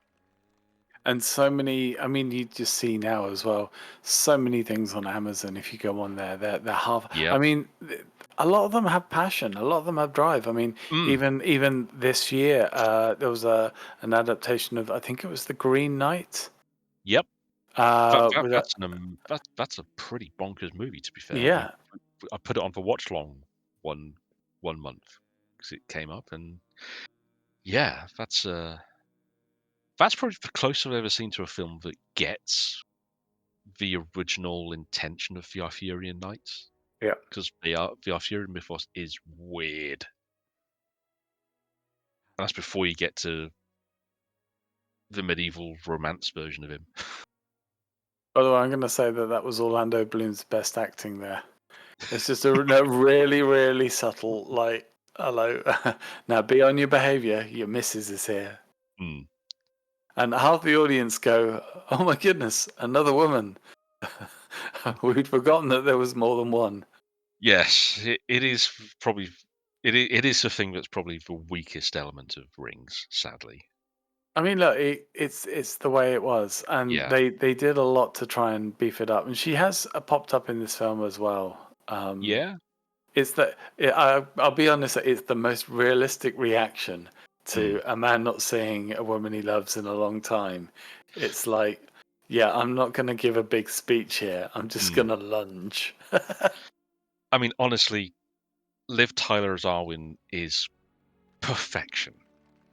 You couldn't have asked for a better elf. Yeah, and Weaving's expression there as Elrond is Genius. mm, perfect. Though her story, her character's story is kind of tragic Yeah, it from now is. on. Well, she goes the same way as her ancestor, Luthien, where she ties herself to a mortal man, Immortal, yeah. and when he goes, she follows soon after. It's it's tragically romantic. Yeah. I mean, he does have a decent life on him, which is good. Yeah. And he does last a long time. But Mm, I believe it. I believe there's something along the lines as well of like their kids or their grandkids don't fully I think understand what mm, went on. But then again, you would get that because this whole film is about yeah. not realizing the importance of mistakes. This was the last shot of the Hobbits, Mm, um, which and it's one of these things that I think does plague the end, where all they're doing is kind of looking around and taking in the moment. But mm, unfortunately, that's what a lot of the end scenes are for the Hobbits. They're kind of like, look, you're the heroes. yeah. Now take it all in. Because you're gonna But go home and no one's gonna give a damn what you did over here, because that's no, Bigfoot business. because the pigs next door have gotten into your garden, and therefore it's a scandal. Mm. But of course, they've got a hell of a trek home. They do. It's It'd be typical, wasn't it? They get killed by random, I don't know, vagrant bandits on the way yeah. back. This could be where they popped into Tom Bombadil. There could have been an extra 45-minute sequence of just Bombadil singing. And of course, with the way that they had to be so economical with the shooting, this was shot at the same time as the start of the film, Mm. or the start of the films. So yeah, they've done a fantastic job with the makeup because they all look a lot.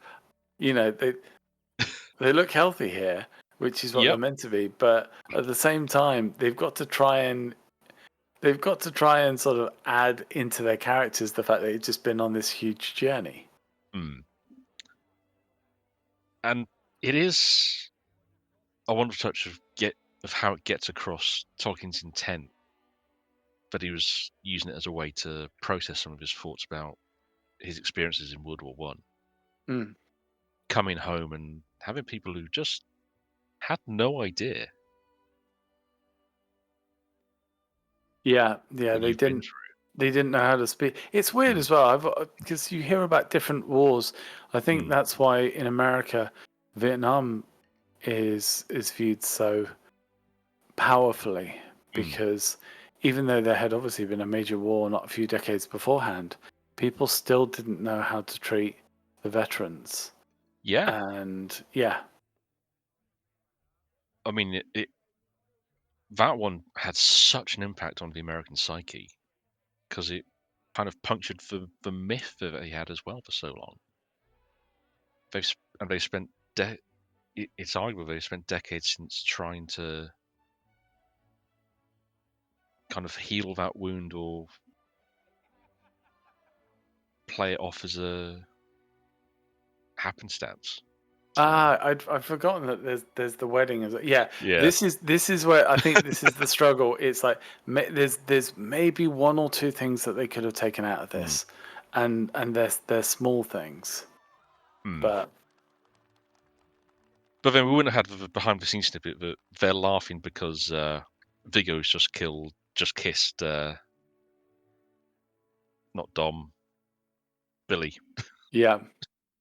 which I still find hilarious. Just for they're shooting this, and you have Viggo in full Aragorn costume, just go up to Billy and go, look, Well, at least he's not headbutting people, which was another this common is trope of this film.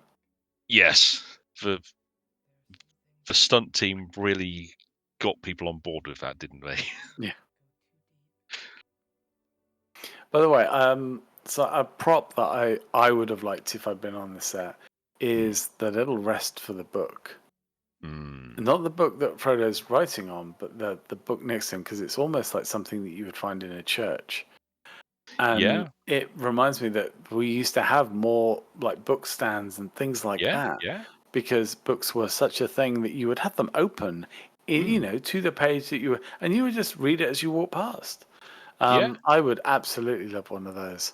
Then again, I'm sure, like, if you're a member of the props department, yes, you had 3,000 things to take care of, but I'm sure that even they went away with some goodies.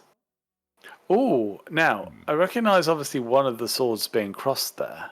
mm. So is that his orc? That can't be his orc. That must be an orc. I A think it's piece just of armor an that orc. he just, yeah. Yeah, I think it's just an orc sword, and I think it might even be an Uruk-hai helmet. To be fair, I think it might be. You're right. yeah.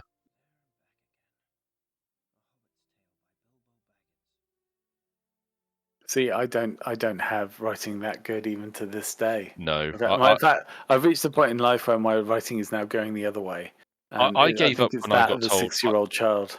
I gave up when I got told my handwriting was that of a doctor. Oh, oh, that's a That bit wa- that, vicious. that wasn't a compliment, but I can't help it.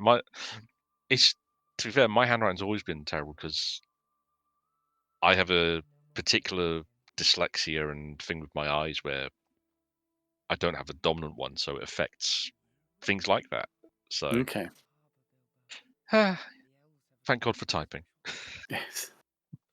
Well, thank God as well for the lack of care people put into letters nowadays in general diction. Mm. Yeah, It's the nice. problem. It's nice to see Ian Holm like have this. I Mm, mean, it's sort of he's grounding in the first film, but then becomes a cameo, and you realize yeah, that. And then at the end as well, it's lovely for him to portray this kind of just so much older, but so much more in tune now with Frodo yeah. character. And Mm, also, like if the ring had been there, Bilbo would have known about it, mm. and so he would have been on edge. But you can see him completely at peace, which is lovely.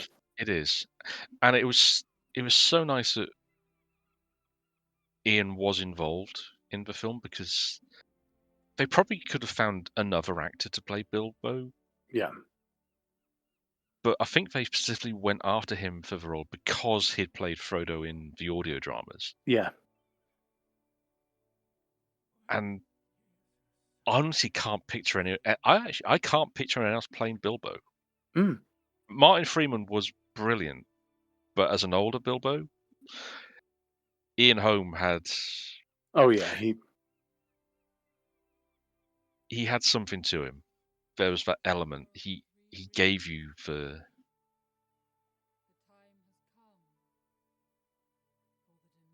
all the bits. And it's nice that this is all the ring bearers gathered. yeah. And I've just realised that I recognise our guy in the middle who Martin played Chokas who plays a as bad guy in one of the John Wick films, I think. It, uh yep, he's also a is he bad the? guy. He's a bad guy in Jason Bourne, Oh, okay. and he was He's one of those people that unfortunately gets pigeonholed in bad guy mm, roles. yeah, and he was a regular character on in Xena. Oh, He, he brilliant! he plays her character's former lover, the one who set her on the path to becoming a warlord, Oh, brilliant! and cropped up a few other times as well and other stuff. But I yeah, Like Kate Blanchett and Bilbo are both actually really excited to be mm, going and yeah, to be heading off. Which, if you then take Rings of Power into context as well, it's like, oh, so mm, you're eager now to get on the boat? Okay. yeah. See, the one thing about Rings of Power, I wish they could get into more is the fact that she was kind of barred from returning Yeah. until because she not only because I mean she probably could have returned, but she didn't feel she could because she was involved in the burning of the ships and the kinslaying Yeah. when the Noldor left the Undying Lands. So I mean she didn't sail with the Sons of Fëanor. She was part of the exodus that took the long route around the north across the polar cap, which is it's something I hope they maybe they probably can't mention it, but it's always part of her journey. I quite appreciate how that plays into her personality. That throughout the whole of this, her thing is that when she says she's reduced, but she can travel west as Galadriel, it's very important because that's the point where she realizes she can return home. Mm. She probably could have done before, but she didn't think she'd earned it. Yeah. But because that turning down the ring gave her the sense of closure that no, she can now do this. So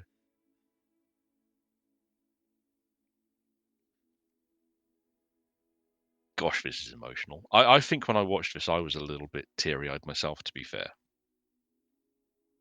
And especially if you ever watch all of these in one hit, Oh, if you watch them all in one hit though, yeah, you're a sorry, mess by the end. you're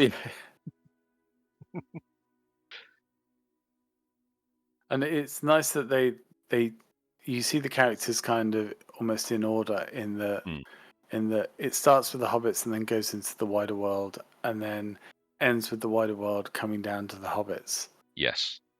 Um, and of course, I don't think Frodo says to Sam that he Mm, will be coming back here.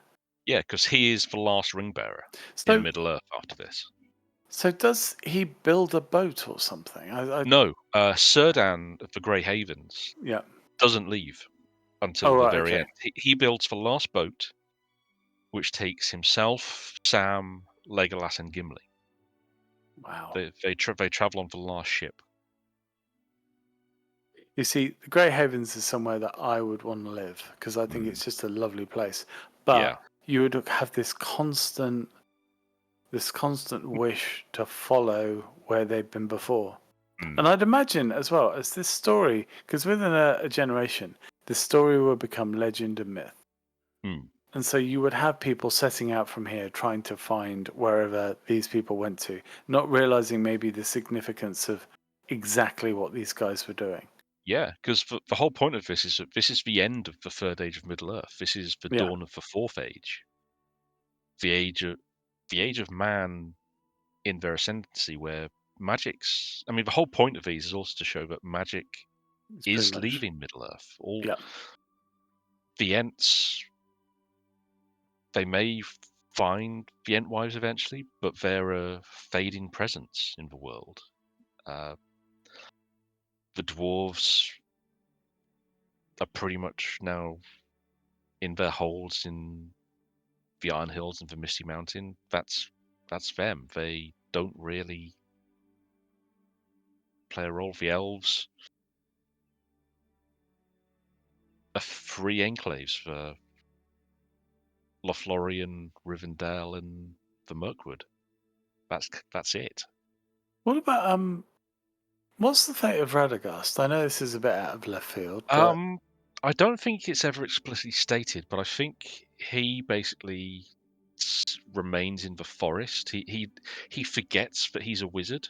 He forgets his purpose entirely. He just remains as like this hermit in the woods, okay. committed to the small creatures of the forest. Hmm. Um,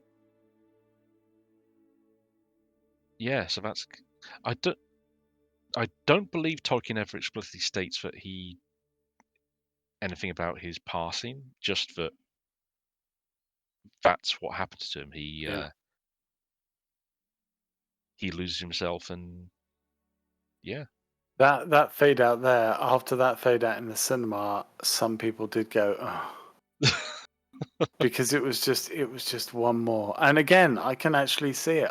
mm, It kind of makes sense because although yes, Sam as this ends as it does in the book, mm, the fact is that the ending of the focus of the film has literally just faded out to white. yeah, Um, and I think if they left it there, I think it would have been good because I mean then you would have added so much more to the special edition. And by this mm, point as well, people were cool with special editions, so they knew that look, yeah. I we mean, can just especially go with Lord it. of the Rings, the extended cuts. We knew what to expect, Yeah. having seen Towers and Fellowship's By brilliant the way, versions. Sam, I don't know if you remember this from the Extras, Mm, but he was really like the actor was really nervous about doing this because mm, it involved obviously an actress. So, and he was married at the time, and he yeah, felt really awkward about even these very chaste kissing scenes. yeah, yeah. And yeah, it's a very odd sort of. I And mean, also, he had his I've daughter. seen other people. His daughter was very. His daughter plays the little girl. Yeah, So, yeah. There's a lot of family members in these mm, films. So at this point in the cinema, people were stretching yeah, and I don't think anyone was hoping for like a special end credit scene where no. Sauron pops up and goes Skeletor like I'm back. But the fact that we got this different version of an end credits where you had these wonderful John Howe and Alan Lee Yes. illustrations, and then you get to the bit where they give us like the main cast with a sketch next to them was Yeah, that's nice, and it's like a meld as well of things. mm, The weirdest thing it still gets me is that I think even at this point now, mm, a lot of the people that you see on the screen, including Richard Taylor, were also unit directors because at one yeah, point they had like 10 units going. So anyone who had even the remotest bit of experience, I think Jamie was one as well. Howard yeah. wasn't, but they were directing units of stuff. You have to So imagine if Peter had had a chance, he'd have gotten Howard involved as well. But, that would have been brilliant. That would have absolutely fantastic. And mm, and yeah, it says a lot as well that UK casting is one of the first things listed amongst the casting because there was mm, so much they focused so much on the UK mm, because that was their instant way of adding kind of depth to the story. You just stick in an English accent. These yeah, are apparently a blend. I didn't mm, realize at the time. They are a blend of the actor's or actress's photo mm. and then a sketch. So, which That makes is good. sense. Makes Mm, sense because it actually offers you that extra element of depth. I mm, suppose there's that point where it almost pings off the page. yeah. But I'm glad they didn't go the full route of like having their signature appear next to it. because that's when you know they've gone full cheese. Yeah, Star but Trek and the Avengers. S- Star Trek 6. I get why they did it in Avengers because it was kind of they actually have said that. Well, they did it because that's what Star Trek did as the sign off for that core set of actors, Yeah, and I thought that was actually quite nice that they did that. But I also like that with the Rings and the Hobbit films, they chose to do this instead to make, yeah, because it is actually quite hard sometimes to remember who plays who or put yep. a name to a face. So to get so many of the cast, and Sean's not even in this film, Oh no, he not is. really. Well, he That pops in. He's got a few brief moments. mm, but that was kind of like added later. It wasn't something shot specially for that No, but so he much. still earned his money from the Yeah, residues, so that's good for him. yeah. But I it, but mean, it's nice it that won't. Yeah, go on. it's nice that it's like a victory lap for the cast Yes. for the trilogy as opposed to just for this movie. And it's such a I love watching these credits as well, just to see everyone involved because there's a lot of the fact that they did get Alan Lee and John Howe, the two of the most iconic Mm. artists associated with Tolkien, and I mean And they've both. it is, in Mm, fairness as well. They both, believe they, well, they did. They both then continued to work with the estate of Tolkien to do mm, other books with them and yeah, covers yeah, for big releases. So yeah, the estate never held their participation against them, which is good. mm, Um, and I do feel that the estate could have handled it all a bit better, but yeah. I understand completely their perspective because I think they had been burnt off of the previous adaptations, and they understood how the difficulty of adapting the books, and they had such kind of a feeling of responsibility yeah, to what Professor Tolkien had written. That they also mm, had this. And this is it's difficult to explain. Difficult to explain now to people, but mm, because they had this very intimate relationship with the text yeah, as text, so therefore they didn't like so action scenes. mm, Famously, Christopher Tolkien did not like yeah, because it's like, oh, it's an action film, and it's like, oh, what did you want? A yeah, 15-hour spoken poem, you know, that would not. No one was interested in that. But then mm, again, that was why he didn't want it made because it couldn't have been made mm, in its original form. And I think absolutely, that's what everyone, you know, like yeah, taking taking it only for the third time in these recordings, taking it back to why we're doing this.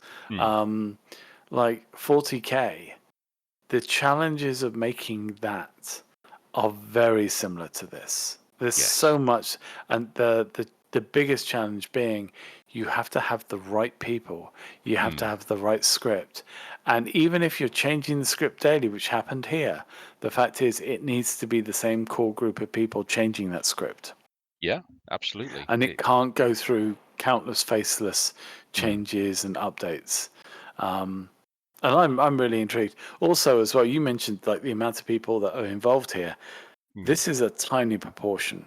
So, for Oh those yeah, who don't know, in most units, there will be a form of agreement when it comes to credits at the beginning. It'll either be the top two people, the top mm, two ranks, or the couple that whatever amount of yeah, ranks that you want. So the regular guys, very little chance. But if there is, then it would also be the case of people that have a set amount of time involved in the film mm, and that is known at the start.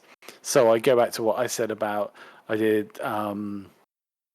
I think I want to say 3 4 months, maybe six on Tomb Raider, mm, but because that time wasn't known about at the start, it was only they only realized. Oh, we want. It was actually the guy who said we want Adam. We're keeping Adam. Basically, it doesn't matter who else we have. We're keeping Adam. Um, that I then had done enough to qualify for a credit spot, but it was mm. too late in the day to be on the credits. I'm with you. So in fact, I found literally a stack and I must have taken them as I was leaving, a stack of the invites to the Tomb Raider cast and crew screening. And they're just postcards, basically, that were sent out Mm. in letters to people. But I think I've got about 20 or 30 of them. And I don't know why I picked them up. I think it was because I just wanted to remember this one time when I was at something like this. Yeah. Because when I went, the film industry was already suffering from the effects of the strike that never went ahead. And I Mm. realized that my time in the industry was coming to an end. Yeah. So I was grabbing everything I could to remind me. Um, but yeah, so there are a lot more people Mm. on here that didn't get credited. And funnily enough, as we just passed the ones for hair, one of the hair and makeup ladies managed to make a bit of money after Lord of the Rings by selling the story that she bedded Orlando Bloom to the press. Okay. And I believe it was, the headline was, I helped Orlando Bloom. Oh, that's terrible. And I again, it's weird because, like, at the time, I was like, well, this is very, very weird. But then Mm. I got the feeling that it was probably like someone had informed, she'd been put in a tough position. I don't Yeah. know if she did any work again. Mm. Hopefully she would have done, but it Yeah. the this going into the press would have worked against her. But Mm. yeah, you and also as well, whilst you have stuff like that going on, we're also seeing things like matte painters and Mm. old-fashioned effects workers that wouldn't actually have a job really in the next 5-10 years, Yeah. mostly because of this film. Yeah, there's an irony of that, unfortunately. But it all, like we said before, it stands as this last great hurrah of the melding of the practical era with the moving into the digital. Well, actually, there's one Mm. holdout, and I've realized this. Yeah. Ryan Reynolds, because Mm. of his attitude to low budget, Mm. and like Wolverine Deadpool is actually quite a low budget film. Yeah. People don't Um, realize that because, that he's ev pushed into it.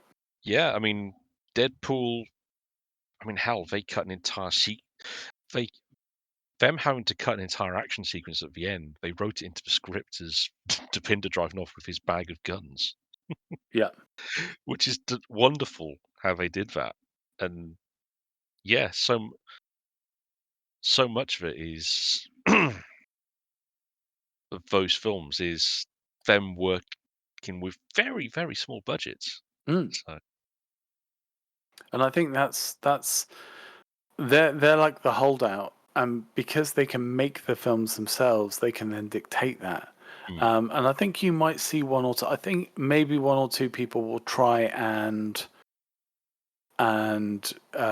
sort of take inspiration and maybe take influence from them as well, and maybe mm. work under his banner, because at some point he will be an exec producer on a lot of other stuff, and it You'd might hope so. get made in that way. But yeah, by the time The Hobbit came around, this was a very, very different world. Mm. I do want to shout out, by the way, to the Flying Trestles, who were the caterers for this film. Again, the value of caterers on a film set, oh my goodness. Oh, you have no idea. The thing that blows my mind is that we've still got 10 minutes of credits to go, Oh, I know. I know. I'm and trying to think up a question to ask you, so you can just you can take that whole lot. ramble for the next 10. Oh, here comes the Lord of the Rings fan club. That'll be that next 10 covered in. So, tell me Mm. about the influence of Lord of the Rings on 40K. Ah, well, Ring's main influence was in fantasy, to be fair, because that's where a lot of it built from. Mm, Warhammer Fantasy Battle, which took a lot of elements of various fantasy settings prior and writers and just the feeling of the era of the late 70s, early 80s.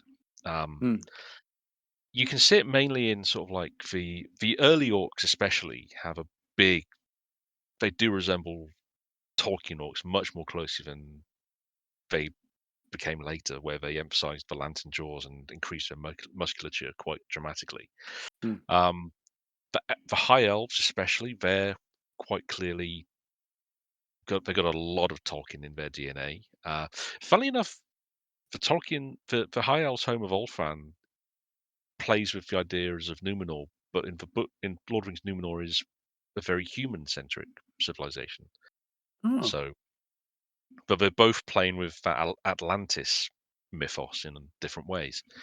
Uh, but yeah, it's interesting because in a lot of ways, you can see a lot of Tolkien inspiration in Fantasy Battle in terms of the races they went with, some of the early aesthetics.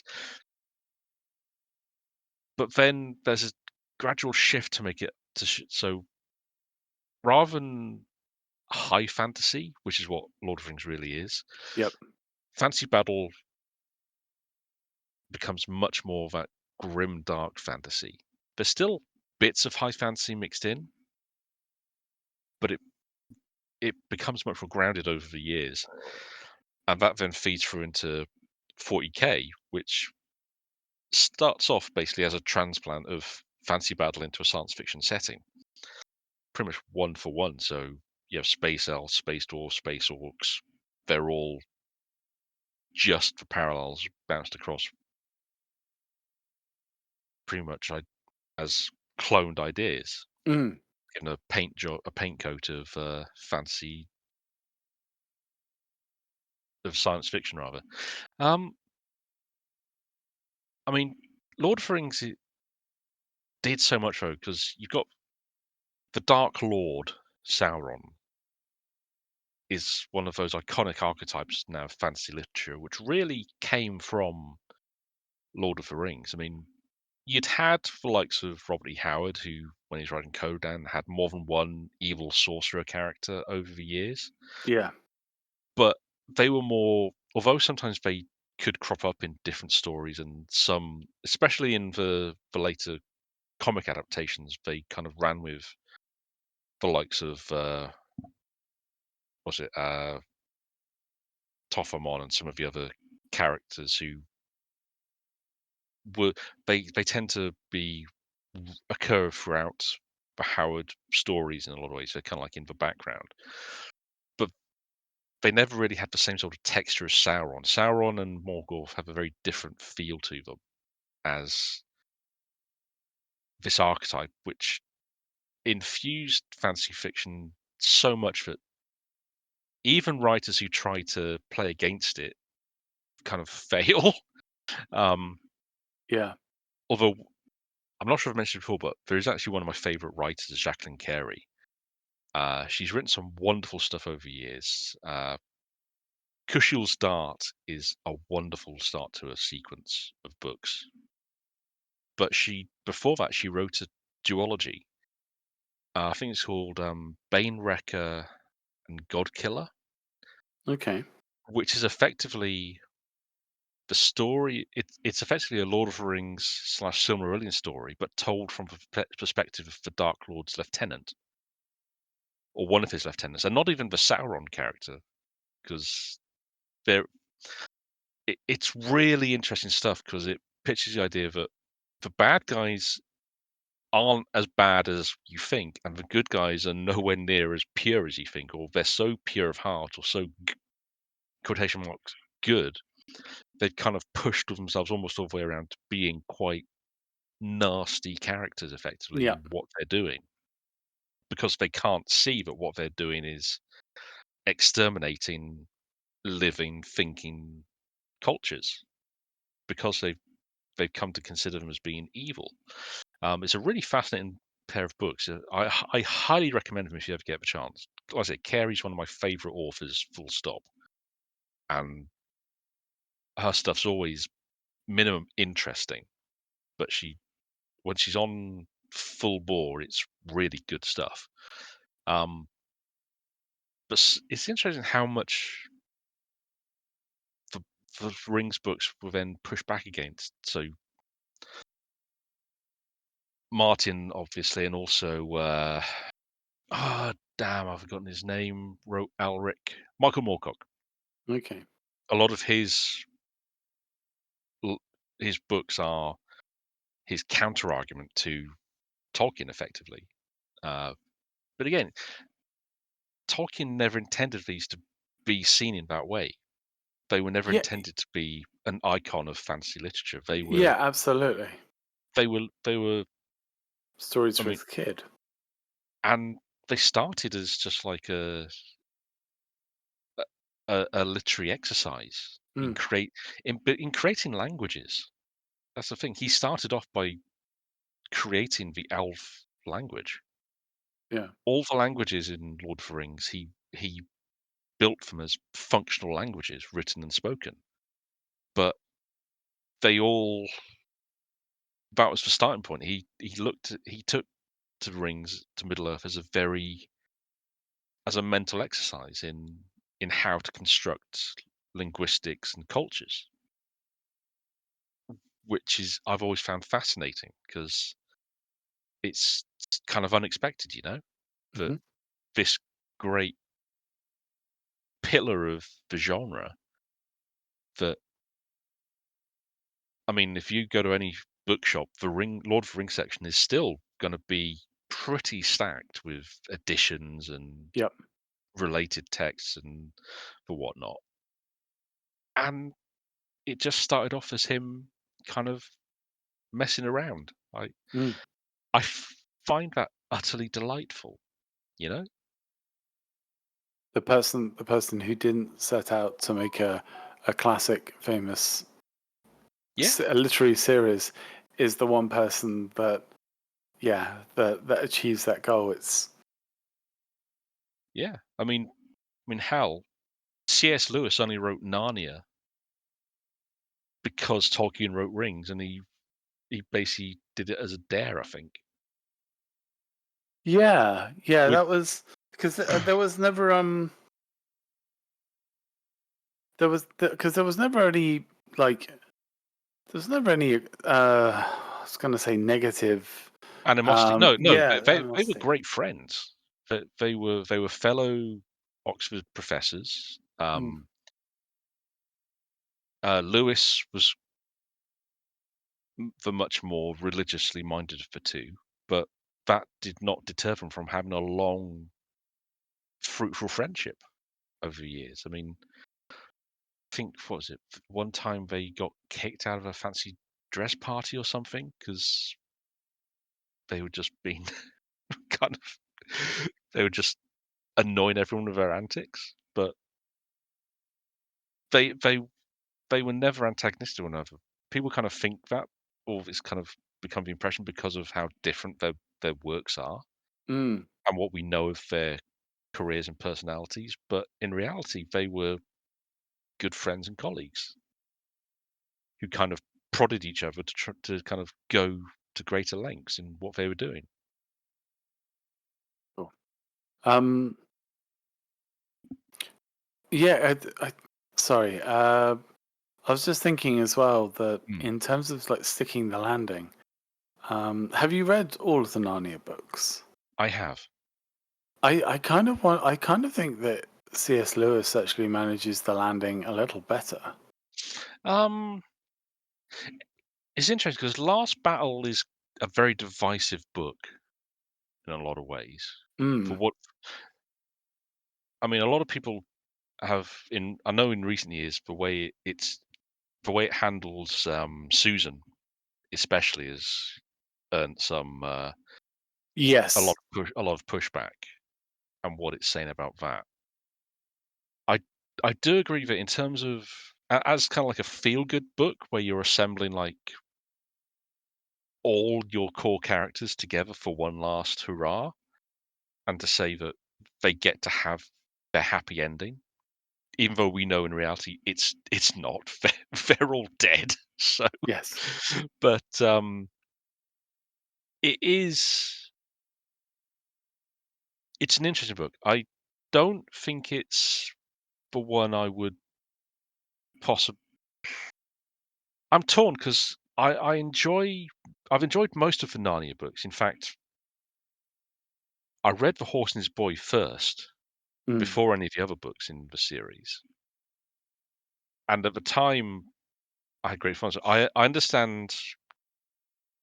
I came to understand a few years later why there was some stuff wrong with it because some of it's the depictions of non-white people, let's be blunt here, are not flattering in any Yeah, way. if Uh, anything, Tolkien gets off slightly lighter than Lewis mm, does when it comes to that yeah, aspect. But yeah, yeah, you are right. In fact, yeah. that's maybe a reason why I need to read them again. Which also comes across in Prince Caspian and The Silver Chair, Mm. in how, which is and it's a shame because there is space. You can see where there is room for nuance, but it's um someone writing that story today would take a very different approach to things. Oh, somebody did, and somebody did it in the most effective way. Ooh, do Terry tell. Pratchett. Yes, yeah, yeah. He's probably the only person that has had the savvy to Mm. tackle those tropes and Yeah, update yeah, them yeah. and point them out to readers and go, look, you need to be better than this, Mm, but also at the same time still tie it back into the story. yeah. I still think oh I don't In fairness, Dingo. we do J- get a lot more fiction written by authors from those cultural backgrounds as yes, well now, though, which also yes, makes a big definitely. difference Yes. In because they fact, can. I'm actually looking forward to more of the time. Ironically, Cameron was the first one to do it first with I've now forgotten the name of the most successful film on the planet. Oh, Avatar. Thank you. Where the bad guys, Mm, straight white Americans. You yeah, know, let's face it.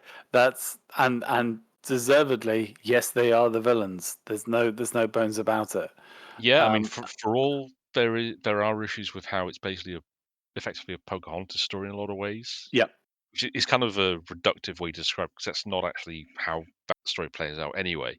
But in terms of narratively, it's bit of that, bit of Dances with Wolves and that lot going on. But it is quite impressive that he made the highest grossing film of all time by basically pointing a finger at the American system and going, "Yeah, this is all wrong. Don't yeah. chair this. Be better." People never get it. Sadly not. Which bring and yeah, Yeah, that which sad, mournful moment brings us to the end of our saga.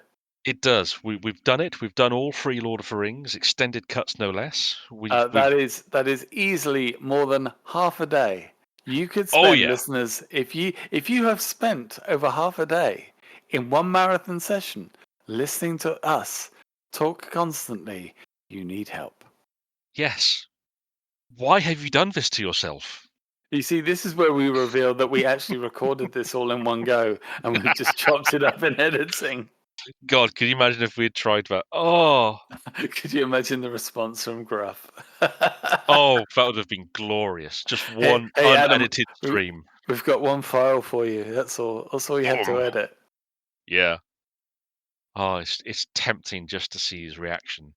Maybe I should try and get Craig just to record a long stretch of dead air and I put it in the file as a joke. Here is our response to all the making ofs and listening to the commentaries, which you can't hear, but we can. We just record like a fake intro and that's it. And That's it. and then leave Craig recording dead air for 12 hours and then come We back. could, we could probably just pass it off as a sleeping aid on YouTube. Oh, that's an idea. Rain falling on Hobbiton doors. 12 hours sleep relaxant. Oh, we should probably stop before we make any really daft ideas, shouldn't we? Yes, yeah, that's Because true. this is getting far too tempting to actually Yeah. do. And if I do, Gruff will track me down and do things to me because I think I'm breaking him already with how much he's got to edit. Well, listen, thank you for this journey. Not at all. Thank you for joining me. This has been delightful. I adore these films, and This is actually been quite a crazy thing when we'll tell people about this that we actually mm, did manage to do a commentary because a lot of people will struggle with these films, but I found them an utter mm, joy to do. I mean, admittedly, mostly because we didn't during the first two films we didn't actually talk about the films. We just talked about other stuff. there is that. But But I I do think hope it's if all anyone, added into the film. I hope. I certainly hope so. Yeah. I mean, like I say, I adore these movies. They're easily in like my top 10 minimum films, all three of them, and we had to do them eventually.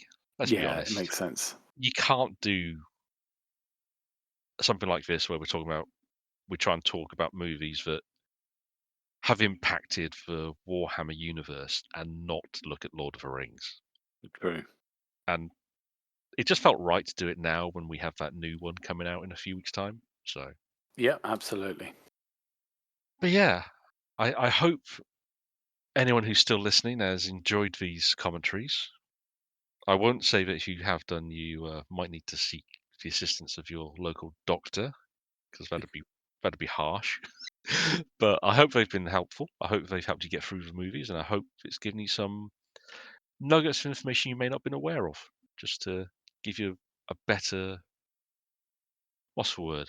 A better understanding of the A films. better appreciation as well Yeah, a for better different appreciation parts. is a good way of describing it. So, on that note, Mr. White, do you want Yes. to plug anything before we go? Because I know you've been working on some stuff recently. You should probably No, be better at this. it's. I don't think it's ready to No? announce to the world yet. No, Okay. no. In terms of epics, I'm. I would rather edit the audio for all of these than edit what I'm working on at the moment. But obviously when we will come back with something shorter in the future, probably a regular film, which will Mm. seem, by the way, like an advert, like covering an advert to us at this point. But Yeah, that's a fair point. yeah, we will be back for some non Lord of the Rings stuff soon. That's the plan. On which note, thank you very much for joining us and have a good one. Take care, folks. Bye bye. Bye.